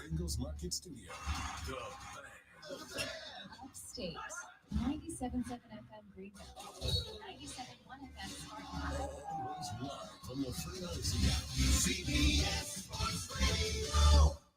Attention taxpayers. If you or your business owe the IRS back taxes or have years of unfiled tax returns, the IRS has green-lighted billions of dollars in tax relief to those facing financial hardship through its tax relief initiatives. If you have a delinquent tax problem and possibly facing wage garnishment, liens, levies, audits, or already in a payment plan, you may now qualify for significant relief. Qualifying and enrolling in this program could stop all collections, settle your tax problem, and may even reduce what you owe by up to 99%. Call the hotline at Tax Help USA to see if you qualify and receive your free tax assessment by dialing 800-210-1005. If you or your business owe back taxes to the IRS or state, you can now get the help that you need during these hard economic times. Get your free tax assessment to see what you qualify for by dialing 800-210-1005. 800-210-1005. That's 800-210-1005. If you're hired, it can feel like you're trying to find a needle in a haystack. You can hope the right person comes along, or you can just use ZipRecruiter. And now you can try it at ZipRecruiter.com/radio. In fact, ZipRecruiter. You know it's a Monday when. Right. Like Marco, president of operations at Telly Tires and Auto Centers. That's all right, though. Because Telly Tires has grown a lot in the last few years, Marco needed to hire everyone from a receptionist to a store manager to a head mechanic. ZipRecruiter helps me find all the right people, even the most difficult jobs to fill. Gamecocks do have a tougher road just by route of being in the conference that they are in. Here's the problem, and I think there is a key difference between Carolina and Carolina in that most of us believe North Carolina have a one-season window. This is their window. If they're going to win the ACC and make a shock run, it is this year under Drake May, because there's not another Drake May walking through that door. South Carolina is the opposite. South Carolina, if you are a believer, you believe the window has just opened. You believe that the window is now open for you to start climbing to the top of the Southeastern Conference, which means you have this year to build off. I think North Carolina has to go all out now, right? They cannot hold anything back. Not that South Carolina will hold anything back, but if South Carolina loses a game they're not supposed to lose, like let's say they lose Mississippi State, you don't go, uh-oh, that's the end, right? North Carolina takes an L they're not supposed to take, and that's the end, just like that. It's not for the Gamecocks. Get a Harry starter set with a 5-blade razor, weighted handle, shave gel, and a travel cover, all for just $3 plus free shipping. Just go to harrys.com and enter code JOY at checkout. That's harrys.com, code JOY. Enjoy. If this were a Reese's TV ad, you'd be staring at a Reese's peanut butter cup. And sure, my voice is peanut buttery smooth, but still, you need to see the peanut butter cups, right? No? I can really just say Reese's and you'll go get some? Okay. Reese's. Reese's. Reese's. Really working, actually. Reese's. Reese's. I'm on to something. Reese's. Reese's. Sometimes I struggle. 30 to seconds, sleep. my friend. My body stopped for the day, but my mind is still running. So I take ZQuil. ZQuil, the world's #1 sleep aid brand, has a range of non-habit-forming products to fit you and your family's needs. Invest in a great night's sleep for the best you tomorrow. I'm awake and ready to take on anything. Better days start with ZQuil nights. Explore our products at ZQuil.com. Use as directed. Keep out of reach of children. Always streaming wherever you are on the Odyssey app. Make the fan.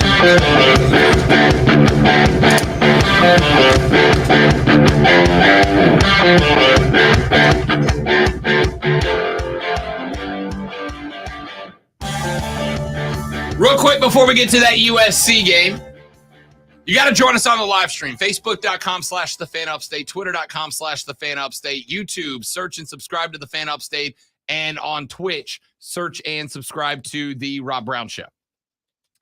And the reason you're going to want to join the stream is because we continue the conversations that we're having on the air. We continue them on the stream. We're having conversations on the stream that don't make it to the air, sometimes ones that eventually do make it onto the air, like Michael, who checked into the stream during the break. And he said, agree, this is a huge season for both the Tar Heels and the Gamecocks. The Gamecocks have a tougher road. I agree. They do, just by way of the schedule, just by way of the conference they're in. They have a tougher haul. But there is one major difference between North Carolina and South Carolina. And the major difference is this. It feels to me as if the window for the Heels is basically here, and it is 1 year long. The Heels are where the Heels are because of Drake May. As I've said a number of times. Some people love to say, oh, one player cannot make or break your season. And that's absolutely true. But one player can absolutely be a difference maker, the difference maker, and that is Drake May. I know you guys are probably tired of me saying his name. And that's okay. I get it. But he's good. He's that good. He's top-notch good. He's threat to be at the Downtown Athletic Club good. The window for the Heels is open, but it's open this year. He's gone after this. He's gone. So if they want any chance to make a pass at the ACC title, if they want any chance to get their names mentioned alongside Clemson and Florida State at the top of the ACC, that one chance is this year. They go back to mediocrity next year, more than likely. The big difference is that is not true for the Gamecocks of South Carolina. If South Carolina does not succeed this year, and let's say success is 9-3 or better. Let's say success is 8-4 or better, stagnation is 7-5, 6-6 or worse is failure. As long as they at the least stagnate and at the best get better, it feels like their window is in the process of opening. It's not open, right? It's just a little sliver. It's not even really enough to let the breeze in yet. It's just the slightest little sliver at the bottom of the window is open. So if they go out and they bust this one up, and let's say they go 9-3, 8-4, you go, okay, that window opened a little bit more. If the Tar Heels come out, and by the way, the Tar Heels have to lay it all on the line every week, okay? There is not room for two losses. There is not room for two losses for the North Carolina Tar Heels. They take two, they're out of the ACC title game, which I think winning an ACC title is probably the loftiest goal the Heels have right now. If they lose two games, regardless of which two, it feels like the Drake May window will have closed at that point, right? When was the last good, forget great, when was the last real good North Carolina quarterback? Mitchell Trubisky, right? That was the last guy, Mitchell Trubisky. It's been that long. So it feels like when the window opens for Carolina, it does not stay open long. I'm talking about the North, not the South. When the window opens for North Carolina, it does not stay open for very long. And it feels like, as far as winning an ACC title, it's open right now. Which is why I've said, if South Carolina loses this game on Saturday, don't panic, my dudes. Don't panic. You're not there yet. So I would just keep your eyes on that. Now, Let's talk about this USC San Jose State game this weekend. I think that it is very important. I think it is a major point that needs to be made. Every year, the joke is what? Defense. Ain't no defense in the Pac-12. Of course, Washington can go score 45 a game. Nobody tries to stop them. Of course, USC can go score 45 a game. Nobody can stop them. Well, it's games last night that bring that cliche to life, right? It's cliches like that. USC's defense on Saturday night against San Jose State did two things. Number one, it cost me the only bet that I lost this weekend. It's the only one I lost. I had USC to cover 30, and I caught such a bad beat, dudes. Such a bad beat. I won't go back and relive the whole thing. But USC falling asleep on the field and giving up that onside kick, and then the officials not calling a correct illegal block, which would have given the ball back to SC and given them a chance to kick the field goal to go up 30. Y'all, it broke my back, dudes. Broke my back. I had that bet freaking won, and instead I ended up dropping it by a deuce. That sucks. But more importantly, I shouldn't have needed it to come down to that. I should not have needed it to come down to a failed onside kick at all. That game should have been put away, but USC has a garbage defense. They just do. Now, here's the good news for the Trojans. Caleb Williams was as good as advertised. Even when things went wrong for Caleb Williams, things went right. 9 minutes, 50 seconds left in the first half. Williams mishandles the shotgun pass. It hits the ground. He grabs it. He picks it up. He throws it, not even pushing into the throw, just all arm. He pushes off his back, cannot push off his back foot. He just got to all arm it down there. And he ends up throwing a 76-yard touchdown that traveled 50 freaking yards through the air. It's unbelievable. 56-28 your final. I missed my 30-point cover by a field goal. Killed me. But here's what I do know. San Jose State was not supposed to be in this game. This was supposed to be a blowout. And again, 28 points is about as close as a blowout as you can get without calling it that. But it didn't feel that way until late in that game. It was late third quarter when the Trojans finally started to pull away from San Jose State University? And the reason why is defensively, San Jose State was just controlling the tempo of the game, right? What's the best way to keep a Heisman caliber quarterback from scoring touchdowns? Don't give him the damn ball. You can't score if you don't have the ball. And San Jose State just held on to the ball, held on to momentum, and prevented Caleb Williams from. Now, when Caleb Williams went out there, Caleb Williams did some special stuff, and he's got some receivers out there. Zachariah Branch is a 5-star recruit who not only ran back a touchdown, by the way, a touchdown that if Branch doesn't run it back and USC doesn't get a touchdown on that drive,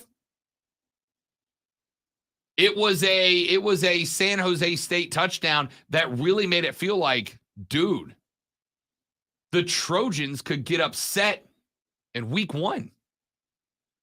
The Trojans could get upset by the Spartans in week number 1. But 96 yards and a TD on a kick return later, and it was like, oh, okay, never mind. No, they're good. It is what it is. So this defense for the Trojans at USC, they are going to have a hard time this year because they have got some tough games up ahead of them. And I'm talking both in and out of conference, right? They've got some tough games coming up. They've got Notre Dame in mid-October. They've got Utah the very next week. They've got Washington November 4th, followed by Oregon, a team that a lot of people have picked to win the Big 12. They have two different back-to-back sets of events against very good offensive teams. Notre Dame and Utah back-to-back mid-October. Washington, Oregon back-to-back. And by the way, all of those teams are top 15 teams.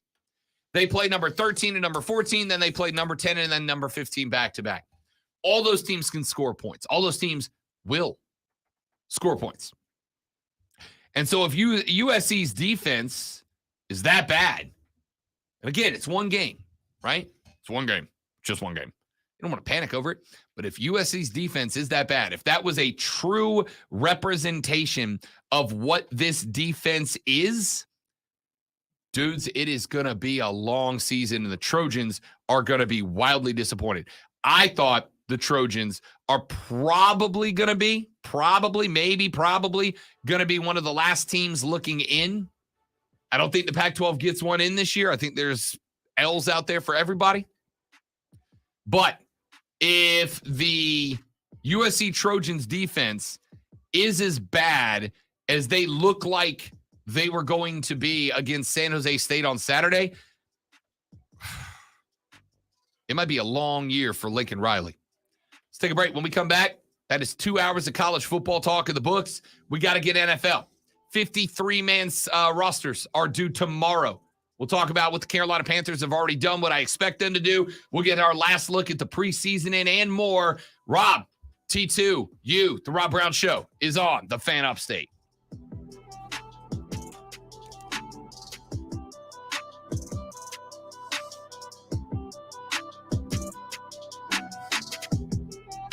All right, dudes, give me just a minute. Got to run to the bathroom. We'll be right back.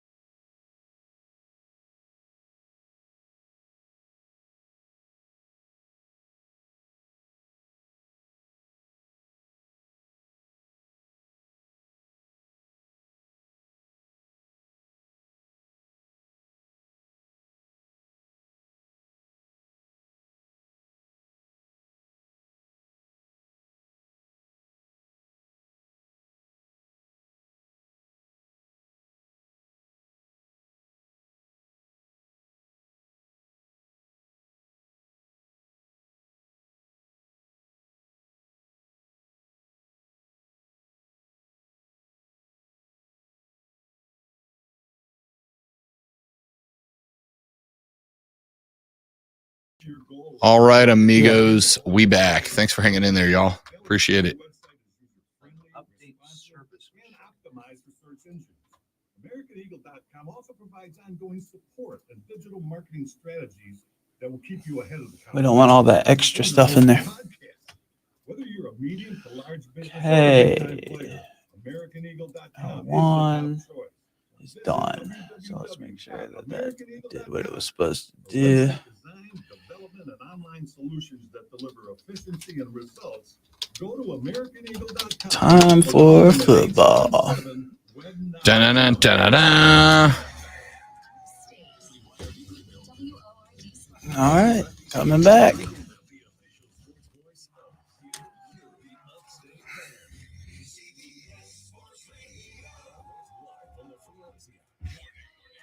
Check this out. Your unofficial Rob Brown lockdown. Represents me a winner. Yeah. Unfiltered sports talk. Manufactured locally for the Carolinas. This is the Rob Brown Show. Get Rob only on The Fan Upstate. Do you take calls?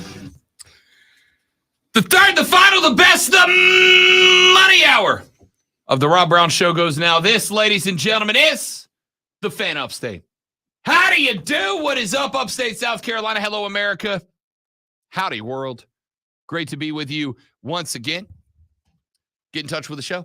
844-326-3663. 844-326-3663 is the number to be a part of the radio broadcast. You can also tweet me or X me or threads me or blue sky me or whatever it is that you are using nowadays. You can hit me up at The Rob Brown Show. At The Rob Brown Show, toss me a follow if you don't mind. And I will also tell you that if you interact with me on the social, I will follow you back, right? Send me tweets, send me thoughts, send me whatever, and I will get back with you and I will follow you back and we can chat on the socials. You can text us on the carpros.com text line at 71307, 71307. Start that text with FAN, F-A-N, FAN, F-A-N, and we will read them on the air. We've got a bunch of text on the radio broadcast today. Let's get to a few of them. Texter said, Madcraft, you listening? Miami of Ohio's quarterback said they gonna show the U where the real Miami is. Miami of Florida, the Hurricanes Miami. The Hurricanes Miami, they have to make a statement this week, right? Everybody's down on the Canes except the Canes. The Canes believe that this is their shot. The Canes believe that this is it. This is the year. I'm looking back what happened last year for Mario Cristobal's squad, a squad that quit, and wondering how and why do you think they're back? They've got an excellent quarterback. They've got a couple of fast skill players. Outside of that, how and why do you think that these guys are suddenly going to be him? I don't get it. So if they come out and they smoke Miami of Ohio out of the water, interesting. Don't tell me they can't, because remember, Miami lost the game last year to, who was it? Middle Tennessee State University came into their house and took a dub. So don't tell me it's impossible. Texas said, counting wins in the Spurrier era is definitely not the same way we can count those wins today. Furman scares the heck out of me if we lose to North Carolina. Listen, I'm telling you right now, don't sleep on that Furman game, Carolina. Y'all better pack out Willie B and be very serious about that game. You have to keep in mind, my dudes, you have to keep in mind that Furman is considering this their Super Bowl, man. I talked to somebody from Furman last Thursday. Last Thursday. I talked to somebody from Furman last Thursday about this game. I was like, man, Willie B, it's going to be hype, right? It's going to be hype. And he goes, yeah. He goes, we want this game. We wanted to play it. Now we want to win it. He said it's not just about the paycheck. It is. These are the games that keep programs like Furman afloat. But he said it's not just about the paycheck. After what they did last year when they went into Death Valley and outpaced the Tigers yardage-wise, he said we got a belief that we can compete. He said respectfully, South Carolina is not Clemson. He said, I think the environment will be more threatening. It is a night game at Willie B. He said, I think the environment at South Carolina will be tougher to succeed in, but we do think that the football team is not as good as the one we played last year. We think we can get them. And I found that kind of interesting. So do not sleep on that Furman game in week 2.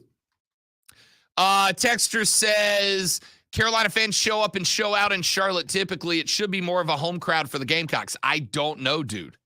I don't know. I would not be shocked to see that crowd be split right down the middle. Half baby blue on one side and half garnet and black on the other. Honestly, UNC, even though it is further away from Charlotte than Columbia is, UNC's fans believe that this team has potential to do something. So they might show up. We'll see. I don't know. All right, let me get, I'll tell you what. We've talked a lot of college. Well, let me get 1 or 2 more texts in here. Then I'm coming to you. Rick, don't go anywhere. I'm coming to you in just a second. Texas said, Rob, won't the expansion of college football playoffs make being the top 4 less important, maybe even leading to teams taking time off? No. Yeah, yes, and no. Let's start with the no. Part of the no comes from the fact that the only way to guarantee yourself a ticket is to be a conference champion, right? Not just but to be one of the top conference champions. You have got to be a conference champion to guarantee yourself a ticket. Everything else is up to subjectivity. And if you are, let's say, an ACC team who does not win the ACC championship, you go 11-1 and you don't win it, but you played in it. Well, unless something has gone catastrophically wrong, realistically speaking, you're probably going to lose out to a 11-1 or 11-2 SEC team, probably a Big Ten team because of television network money, etc. Nothing is going to be guaranteed to you right now. Nothing's going to be guaranteed to you. So it is, I still don't think even in a 12-team playoff world, you're going to be in a situation where you can take a game off, but we'll see. All right. Let me get Rick in here real quick. Wants to talk a little Carolina Panthers. Keep in mind, ladies and gentlemen, this year is a lot different. In years past, you had roster cuts week by week by week up till you got down to 53. This year, with the new CBA and everything and the new rules that were agreed to, all of the cuts are due tomorrow. Now, a lot of cuts have already been made. The Panthers cut 11 players yesterday. I'll tell you who they are coming up here in just a couple of minutes, or at least the ones that are hit or miss releases. But tomorrow by 4 p.m., NFL rosters must be down to 53 players. There will obviously then be a flurry of players getting signed to practice squads, to other teams' practice squads, to other teams' rosters, etc. And we'll break all that down more in depth tomorrow. But let me get Rick in here real quick. Rick, welcome back to the show, big fella. Good to have you. I love you, Rob. I'm glad high school football season started up. First of all, let me get a gripe out. If you go to a service station, you might as well say you're going to be there 30 minutes. I don't know what's wrong with the pumps. It took me 30 minutes to get $5 worth of gas. Okay, getting that out. I'm mad right now. But should I jump off the cliff with the Panthers? Are they going to be any good? Yeah, I think they're going to be any good. I just don't think I'm willing to go past that right now, right? Like this is one of the problems, one of the traps that you can fall into when you have a situation like the Carolina Panthers had, where you're sitting on the number one pick, right? And the problem that you can bump into is that it raises fan expectations real high, real quick, with very few justifiable reasons to do so. There's still a lot this team has to clean up. And by the way, there are some problems that exposed themselves in the preseason I was not ready for. For instance, that offensive line, though it did look a little bit better in the third preseason game, did not look good. That's unexpected to me. And it's unexpected to me because it's effectively the same offensive line that Carolina finished the back half of the year with last year, and they look dramatically better in the back half than they did the front half, but now they look like last year's first offensive line, which is not great. Bryce Young, Rick, go ahead. Are they going to win? Are they going to win more than 4 games? Yeah. I think they're going to be a 6 game. They will win 6. All right. I feel confident saying 6. In fact, I would probably even be willing to take the over 6.5 to get them to 7, but not much more than that. But not much more than that. No. I ain't falling for that trap. No. I'm going under. You're going under 6.5. So you think 6 is the max? 6.5. And why don't we make a little bet? I'll go under 6.5. You go over 6.5. And we'll have lunch or dinner at the Midway when the season's over. I accept. Why the hell not? Why not? I'll go over 6.5. You under 6.5. Rick, thank you very much, buddy. Appreciate it. Good to have you. I would say you got to worry about the offensive line. I would say there are people, I am not one of them, to be very clear. But there are people who believe that Miles Sanders is overrated. There are people that believe that Miles Sanders was taken to a Super Bowl. He did not take the Eagles to the Super Bowl. I don't agree with them, but there are people who say that. Defensively, until they go through a season where injuries don't stack up, I have to assume that they will be snake bit at some point in the season. You hope it comes at a point of the season that it does the least damage. That has not been the way it's worked in the past. And while most of us believe that Frank Reich is a good coach, again, Carolina benefited from the fact that Jim Irsay has lost his damn mind up in Indianapolis. Jim Irsay let Frank Reich go after Indianapolis as a whole, as a program, as a team, had gotten itself in deep water. And Carolina is going to benefit from that. I do think Frank Reich is a fine coach and an offensive guru, and that is why bringing him in to work with a number 1 overall quarterback is the right decision. But even if Bryce is the smartest cat in the room, and I believe that he is as far as this draft class goes, you have to keep in mind that, number 1, I don't care if you played in the Southeastern Conference. It is not NFL speed. It's not. And he's got to get used to that. And number 2, he's got to work with a completely turned over front office in order to be the Bryce Young. And I'm not even mentioning his size, which I know of a lot of analysts. I've heard a lot of analysts say, hey, don't worry about his size. He's smart. It's the NFL, dude. As we saw in the first 2 preseason games, it doesn't matter how smart you are. If your offensive line fails a block, you're going to get mushed. And Bryce has gotten mushed a few times in this preseason. So I have said I've already got it. I'm already locked in. The New Orleans Saints are winning this division because of Derek Carr, right? That's not to say Carolina can't make them sweat a little bit, but I think the Saints win this division because of Derek Carr. So with all of that being said, I think Carolina, with Miles Sanders, and assuming this defense does not get overly injured, I think 7 games, I think 7-10 is a possible reality. I am leaning a little bit on BY figuring it out. I am leaning on Bryce Young figuring it out in a division that's not their road. It's just not. So I think 7-10 is fair. I think New Orleans is probably going to be looking down at 11-6 or 10-7 at the end of the year. You're not selling. I'm sorry, people. You're not selling at me on the Atlanta Falcons. You're not doing it. Their quarterback is Desmond Ridder. I don't need to say anything else. Rob, offensive line, Desmond Ridder. Rob, Bijan Robert, Desmond Ridder. How about that defense? Desmond Ridder. That's all I got to say. You're not selling me on Atlanta this year. Maybe next year. They bump up the quality of that position.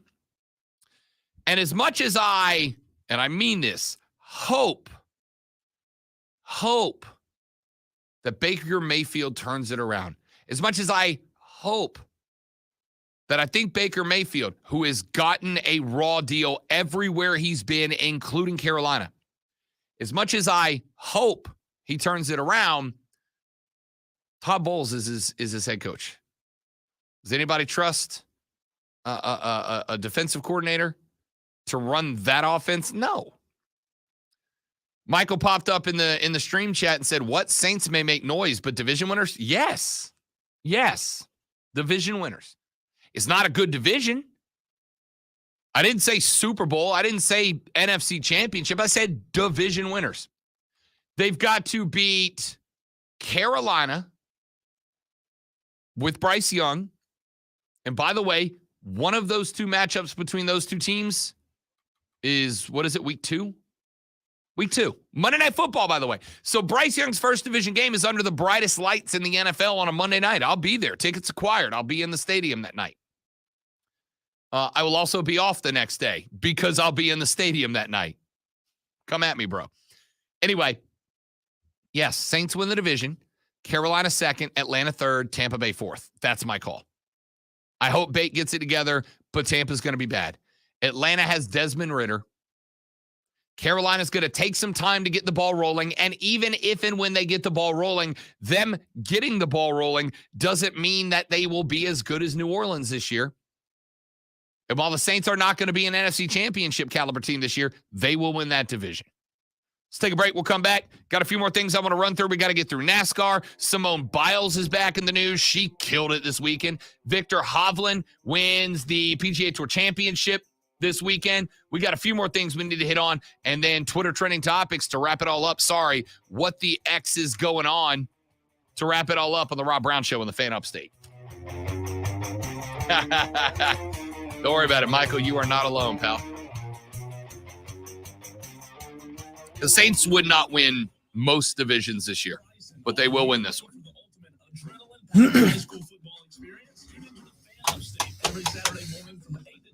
All right, you guys stay right there. I'll be back in just 1 minute, and I'll answer your questions. Don't go anywhere.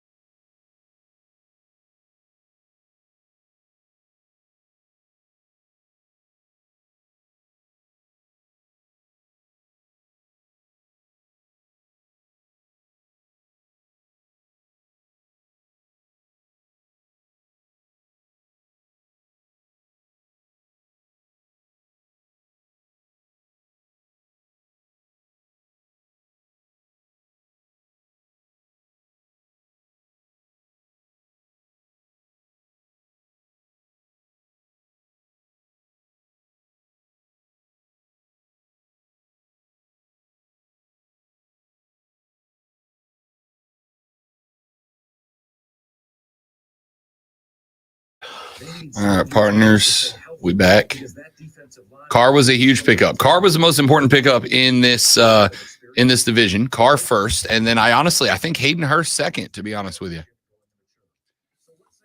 Cowboys fans say it's their year every year, and it's never their year. I enjoy it never being their year.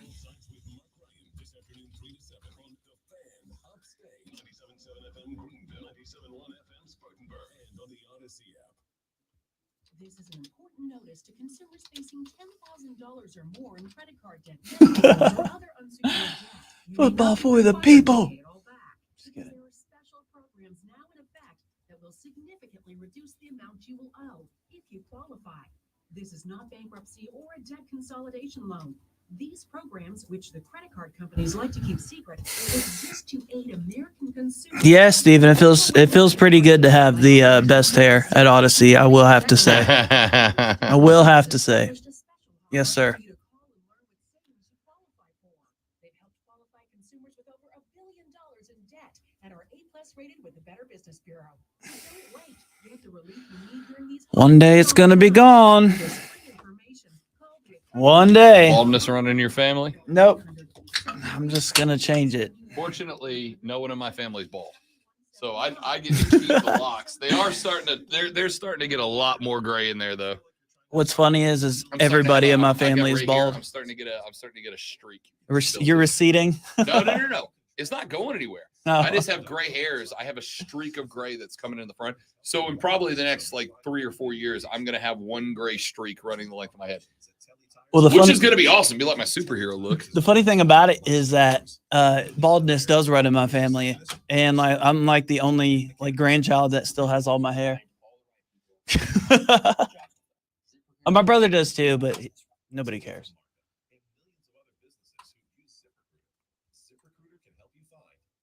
Let's see. Rob Brown rejoin. There we go. And At ZipRecruiter.com/radio. That's ZipRecruiter.com/radio. Exit. ZipRecruiter.com/radio. There we go. ZipRecruiter, the smartest way to hire. You ever listen to the news and think,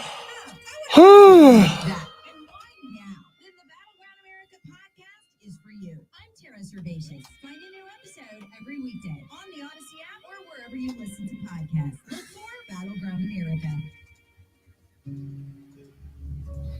Sometimes it's the little victories that mean the most. Those everyday celebrations bring a smile to our faces and joy to our hearts. At Ingles, we know there's no one you'd rather share those miniature memorable moments with than family. Oh, I started turning gray in my early 30s, Kev, but it has started to catch up with me very quick. We offer same-day scheduling to meet your needs. Call Corley Plumbing, Air, and Electric today, or skip the line and book online. CorleyPro.com. That's CorleyPro.com. Get in the game on the Rob Brown Show. Only on the Fan. The Fan Upstate.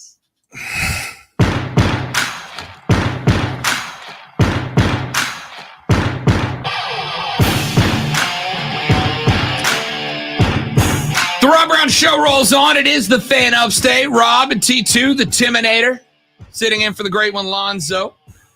He is on vacation this week. Will rejoin us next week after week 1 goes into the books.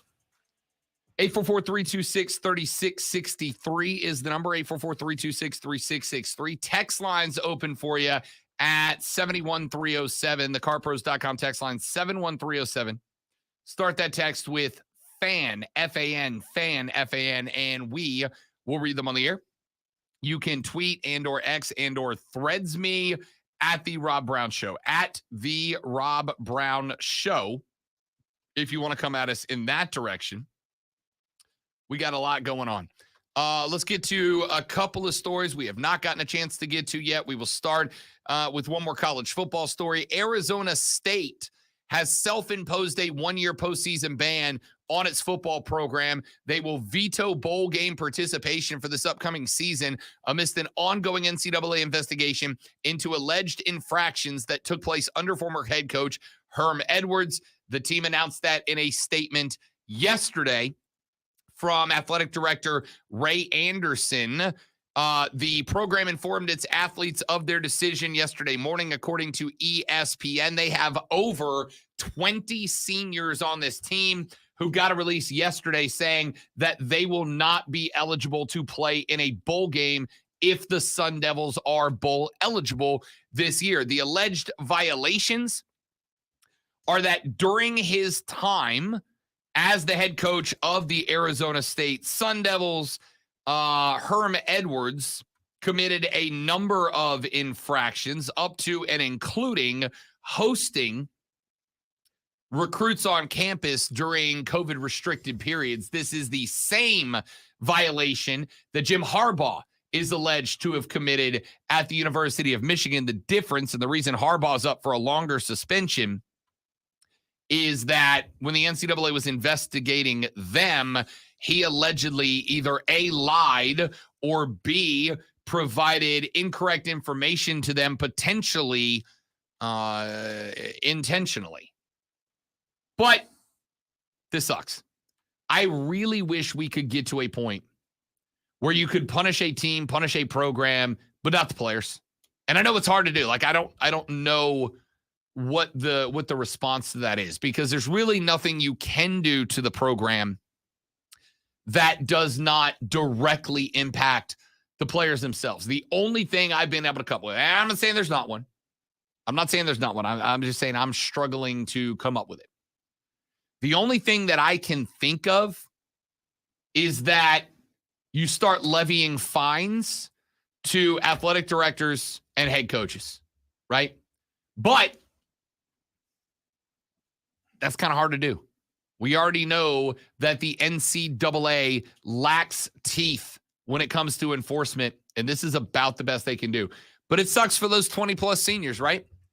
Imagine getting to your last year. Imagine busting your hump to get your team to be bowl eligible and then being told by your program, we have decided not to allow you to play in a bowl game this year because of something that Herm Edwards did. You know, the guy we fired 5 games into last season. How about that? How about because Herm Edwards broke a rule? You know, Herm, the guy that when he showed up, wouldn't call his team the Sun Devils because he didn't get down with that devil stuff because he didn't know the name of the team that he signed on to coach. Remember that, Herm Edwards? Remember the Herm Edwards that showed up and had no idea what the hell he was doing and failed miserably, just like I said he was going to? That Herm Edwards, you remember that guy? Well, he did something improper. He did something he wasn't supposed to do. And because he did that and then got fired, got a buyout and left, you can't play in a bowl game this year. That sucks, man. That sucks. I don't like it. It's gross. It feels dirty. It feels unfair to those kids. But hey, that's the NCAA, my dudes. That's the NCAA. I did want to very briefly get into this because this story sucks too. It just does.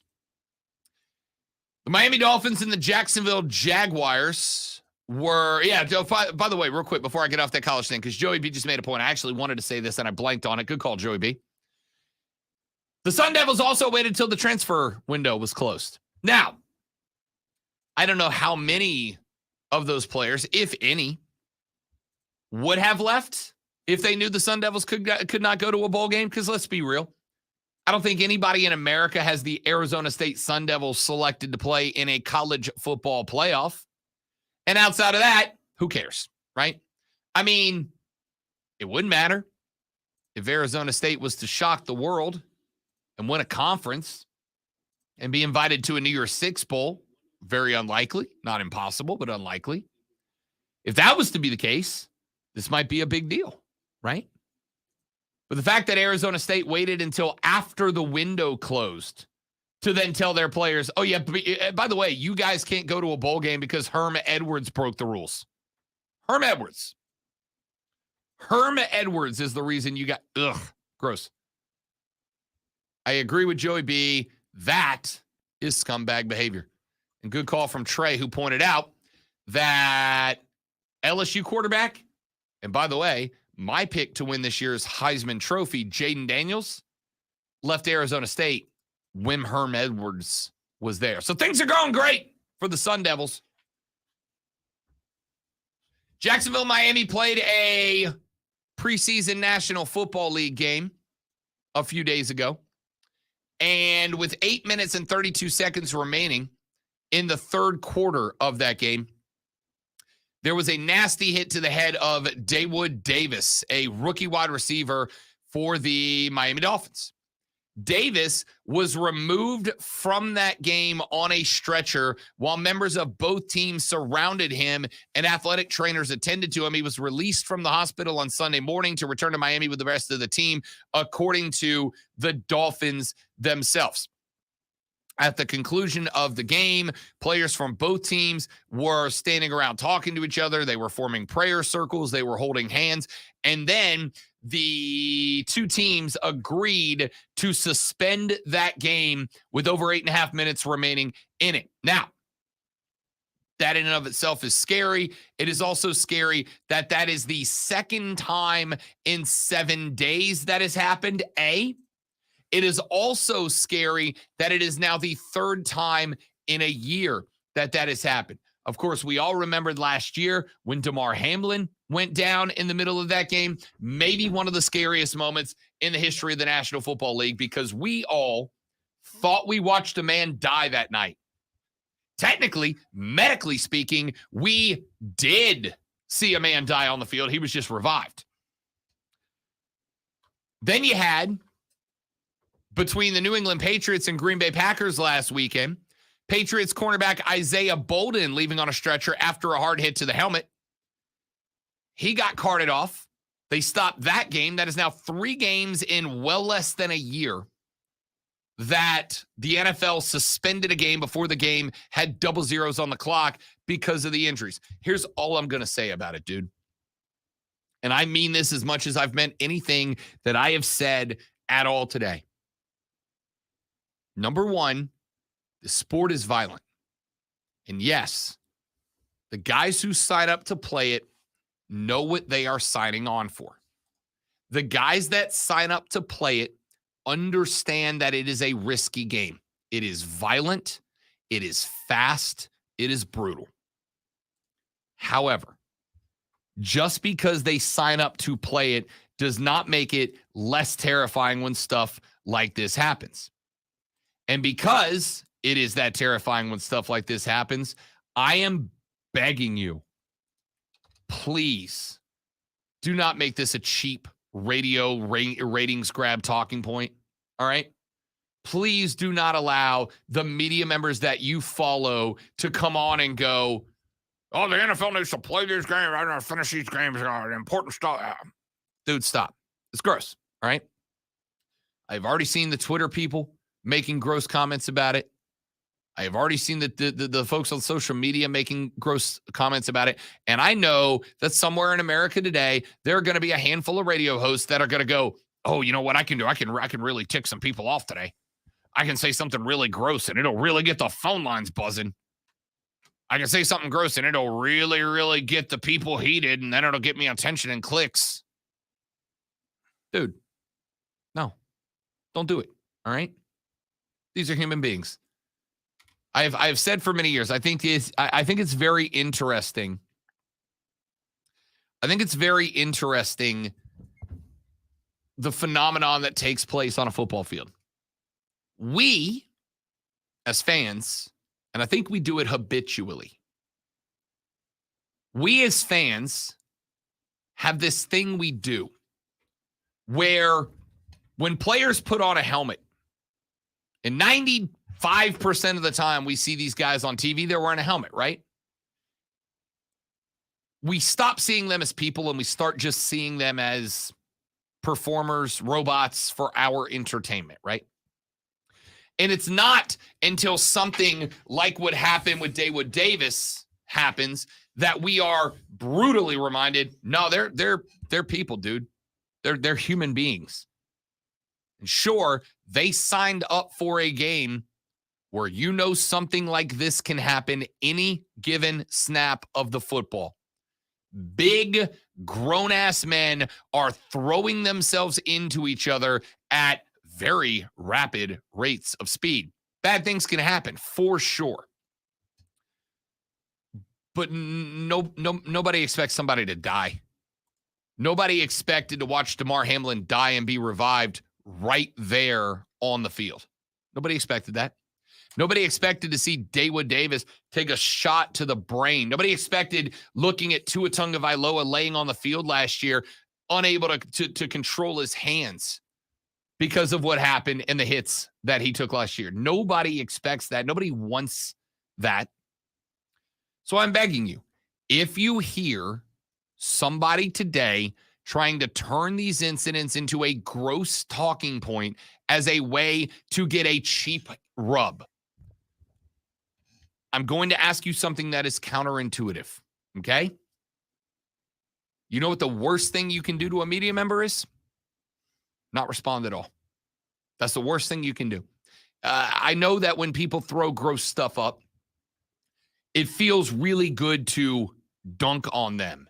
It feels really good to hit it back with a hot burn on the Twitter. It feels really good to call into their show and go, "You're an idiot." It feels real good. The problem is that's currency for us, okay? I'm pulling back the curtain here because this is important to me. This is currency because when you call and he calls and she calls and they call and we call and everybody calls, at the end of the day, when the folks that make the decisions and sign the paychecks take a look at our analytics, how the show performed yesterday, last week, last month, last year, and then they go to the little thing that says tweets. What they don't have a breakout is tweets agreeing, tweets disagreeing, tweets dunking. It just says they got this many tweets. That's it. And when they go to the little breakout section that says phone calls, they don't have these phone calls agree, these phone calls disagree, these phone calls were complaining, these phone calls were praising. It just says number of phone calls. If you hear somebody who decides to take the life and death of these players, in these three cases, potentially literally, and turn it into a gross talking point to get attention on social media or to get attention on the radio, I'm asking you to do the opposite of what you want to do. Turn it off. Unfollow them. Walk away from them. Do not call. Do not text. Do not interact because that stuff is gross, dude. It is. All right, real quick, two more stories before we run to a break and ask what the X is going on and call it a Monday. Let me start with this one. We told you about Sam Hartman earlier in the day. We told you about Caleb Williams, but there were some other studs this weekend. Let's start with Viktor Hovland. Claims the FedEx Cup with a dominant Tour Championship win. We are 5 weeks away from the Ryder Cup. And Viktor Hovland is now the hottest golfer in the game. Shot a final 7 under on the last round. Closed out the tournament with a 27 under and a closing walk-off birdie. Xander Schauffele finished at 22 under after an 8 under final day. He had chopped Hovland's 1 touchdown lead down to a field goal with 6 holes to play, but Viktor Hovland would not walk away. In fact, on the 14th, Hovland knocked down a 23-foot curling putt to save par. 23 feet. This thing broke probably in the neighborhood of 9 inches right to left. He knocked it down, and that gave him a lead of 3 with 4 to play. And Schauffele just could not get there. Schauffele stayed 3 back. Man, it was unbelievable. Viktor Hovland is a stud, an absolute stud. And he was not the only stud outside of football that went this weekend because Simone Biles is bleeping back, y'all. Remember, Simone Biles walked away for a little while because she got what effectively equated to the yips. Now, if you are an athlete and you've ever had the yips, it is the single most frustrating thing an athlete can go through, right? The yips are horrifying. The yips For those of you who don't know what the yips are, and I'm breaking the cardinal rule, which is you don't talk about the yips, but, I live for you, the people. The yips are when you forget how to do something that is natural, that you've done your whole life. You ever seen a basketball player who's like an 81% free throw shooter on the career, and then they have a season where they shoot like 40% from the floor? That's the yips, man. If you golf, you know what the yips are. You're standing over that 3-footer and you can't make your body work the way it's supposed to work. Simone Biles walked away with the yips because here's the thing. If you get the yips when you're turning 2,000 degrees of rotation in the air with your feet over your head, 9 feet above a cushion board, that is very, very, very dangerous, dude. Very dangerous. So Simone Biles took a break. Well, she returned this weekend. And all she did was go out there and win her 8th all-around national title. She is 26 years old. It makes her the oldest woman ever to win a national title. Simone said, I'm at 8. I've been doing it for so long. I feel like I don't think about numbers. I think about my performance. And I think overall I hit 8 for 8. It's 8. I guess it's a lucky number this year. Biles posted a score of 118.4, which was nearly 4 full points ahead of runner-up Shalish Jones during the competition in San Jose, California this weekend. The American team gymnast had a really good showing, but Biles led in the vault, the beam, and the floor exercise, and that's all she needed to take this thing. Y'all, Simone Biles is bleeping back, and I cannot wait to see where she goes from here. She is a phenomenal young woman and an incredible athlete. She's got some clips up on YouTube from that event if you want to go watch them. Ladies and gentlemen, we did over 2 hours of college football. We did a couple of segments of NFL. Now we take a break. And when we come back, we do What the X is Going On, and we put the Monday show to bed. And we do it next. My name is Rob Brown, T2, Tim Snow, the Timinator, on the ones and twos. Odie called him the Snowman the other day, and I was like, how the hell did I not think to call him the Snowman?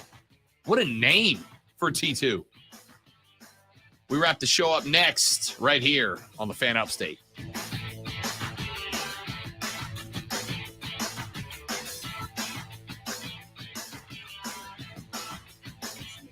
you get that email?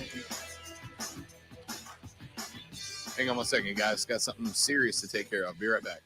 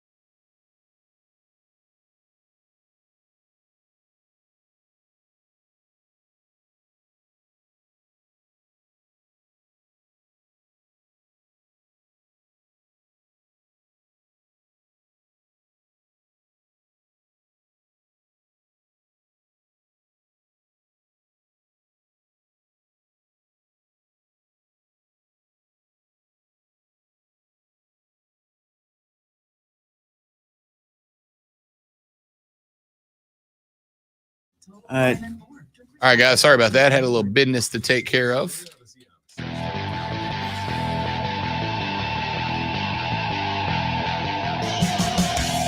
All right, the Rob Brown Show back on your radio. It is the Fan Upstate. I am Rob Brown. T2 the Timinator sitting in for the great Lonzo. He'll rejoin us next week, taking a well-earned vacation this week. So we'll check back in with the great one. Might have him on Thursday for Fight Club. Text said, so you don't want to talk about Burns and Chapman? No worries. I was there. It was nice. No, I absolutely will talk about Burns and Chapman. How about the Chapman Panthers getting a 17-14 win over the Burns Rebels? The Rebs were up 14-0 at the half, and it was just all Panther second half. That coaching staff deserves all of the accolades, man. They made incredible adjustments. I'm going to start with that wide receiver, Sean Cunningham, who is an absolute stud. Coleman Gray, the quarterback, was getting absolutely mobbed in the first half, and in the second half started tearing it up wide open. I had a lot of respect for what the Chapman Panthers did against the Rebels. On the flip side, look, to me, there's a couple of things that have got to get fixed for Burns. And again, I want Burns to go undefeated. I'm a fan, right? Not just play-by-play guy. I'm a fan. I think there's a couple of things that have got to get fixed. I think first and foremost, the ball's got to find its way to the playmakers more often, man. Armani Weaver, Kamarius Bomar, they've got to be incorporated into this game. And by the way, Trey Segura, the freshman running back, there was a point where Segura ripped off like 2 back-to-back 30-plus yard runs, and then they stopped giving him the ball on that drive. And I didn't understand it. That was the drive that ended up not scoring points inside the red zone, turned it over. Chapman would not score. That was the last Burns drive of the first half. Chapman would not score. They drove back down to the other end, but could not punch it in before halftime. But I absolutely think that drive was pivotal. I think that drive was the turning point. I think that drive was the moment that the Chapman Panthers went, y'all, we can win this, right? They came back out second half. They started getting the ball to Cunningham more often because they did put the ball in the hands of their playmakers. Looked like studs. Chapman looked real good. So as Sam Howell said in the post-gamer, after it was all over, Burns is going to have some tough discussions in that locker room this week. They're going to have some tough discussions to be had. They're going to have some tough discussions about discipline. They're going to have some tough discussions about being better teammates to each other. Listen, every team's got to have that moment to gel. Every team's got to have that slap in the face where they look each other in the eyeballs and go, who the hell are we? And I think that was that moment for the Burns Rebels on Friday night, or at least you hope it was. So we'll see where it goes. Great win for the Chapman Panthers. Should be very proud of that. They did everything right in that second half. And like I said, Burns is going to have some tough questions that they have got to answer, and they've got to answer them quick because they got Greenville coming to the house on Friday night, a game you'll hear. Speaking of games that you will hear right here on the Fan Upstate, you will hear Burns on Friday night with pregame at 7, kickoff at 7:30. On Thursday, Furman Paladin football, y'all, as Furman gets their season opener against Tennessee Tech. Air game at 5:30 for pregame, and then we'll carry you all the way through the game with Dan Scott, the legendary voice of the Furman Paladins, right here on the Fan Upstate. So make sure you are here. And by the way, starting on tomorrow's show, tomorrow, Wednesday, and Thursday, we will be giving away a pair of tickets all 3 days to the Furman Paladin football game on Thursday night. And you will have a chance to win a pair of tickets tomorrow, Wednesday, and Thursday on our show. You will have a chance to win a pair of tickets tomorrow and Wednesday on Offsides with Mark Ryan. And of those 5 ticket winners, one of you is going to end up winning the grand prize. The grand prize will be selected to win a parking pass, pregame on-field access, video board recognition, and 4 passes to the Furman club level seats for Thursday night's season opener against Tennessee Tech. So make sure that you are here tomorrow. Let's do one quick round of what the X is going on before we get out of here. Oh. That's all right. Just tell me what the X is going on, Tim. All right. And do it with your mic on. It does work better that way. All Come right. on, you ready to go professional? You've been talking how good you are all day. All right, I'm here. And coming in at number 1 is I'm trying to get out of the politics here. Let's see. Good call. Good call on that. Great call on that. All right. So number 1 is hashtag skip. Hashtag skip. Skip. So Skip Bayless is on FS1, and Skip Bayless got into it with Shannon Sharp a while back. He got into it with Shannon Sharp. Shannon took some stuff personally that was meant to be personal. And when he did, Shannon left. Shannon went back to ESPN, and they just started introducing some of the personalities, including Richard Sherman, who are going to be filling in on Skip's show on FS1, a show that I do not watch, a show that I don't want to watch, a show that I have no interest in watching. If you do, good on you. To each their own. I watch like 8 hours of professional wrestling a week. I'm in no position to judge anybody. All right. Couldn't care less, but that's what's happening. All right. Coming in at number 2 is Monday Motivation. Mine is it's college football week 1. I don't know what else motivation you need. You should be grinding today, not to get better, not to succeed, not to be happy, not to support your family. You should be grinding today so that Monday ends faster. And then do the same on Tuesday and Wednesday and Thursday and Friday so that they all end faster so we can get to Saturday. That's all. That's it. That's it. All right. Number 3 is hashtag Pepsi. Is it 125? Yeah, Pepsi 125. Pepsi 120. Is it like the 125th anniversary of Pepsi? I don't know. I'm looking at it right now. Yes, Happy it birthday. is. Yeah. Happy birthday. Pepsi has tweeted, happy birthday to us. You've heard of a birthday week, but how about a whole 125 days in honor of 125 years of refreshment? We're celebrating 125. Are you a Pepsi guy or a Coke guy, T2? You can be honest. Pepsi. Are you a Pepsi guy? I like Pepsi. See, I'm a Coke guy. Now, I know Pepsi. Isn't Pepsi from the Carolinas? Didn't it originate here? I think it did. I grew up a Coke guy, and I think outside of the Carolinas, traditionally across the South, like Coke is the brand. Coca-Cola is the brand. Mm-hmm. But I am not one of these guys. It was originated in New Bern, North Carolina. I think, like, I'm not one of these guys when the waitress is like, hey, I have a Coke. Is Pepsi okay? Then I'm like, no. Guys, stop. Knock it off. All right? Yeah, Stop. for real. The waitress just wants to get you the drink that you want. You can just go, now have a Sprite, now have a Dr. Pepper, whatever else, right? You don't have to, like, make a big deal out of it. No waitress, no bartender has ever been in control of what soda's being served at the establishment you're drinking at. Stop it. Stop it. Stop it. Stop it. Ladies and gentlemen, that's it for us. Hope you enjoyed the show. Thanks for hanging out on tomorrow's Rob Brown Show. We give away 2 tickets to Furman's home opener Thursday against Tennessee Tech, and you have the opportunity to potentially win 4 passes and a parking pass to sit club seats for that game. We're going to get into some of our best bets for the weekend. I'll give you my Heisman Trophy winners and losers and more. Thank you guys for listening. Hope you enjoyed the show. We'll see you back here tomorrow to do it all over again, but better. T2, working hard. I'm Rob Brown. We'll see you back here on the Rob Brown Show in the Fan Upstate.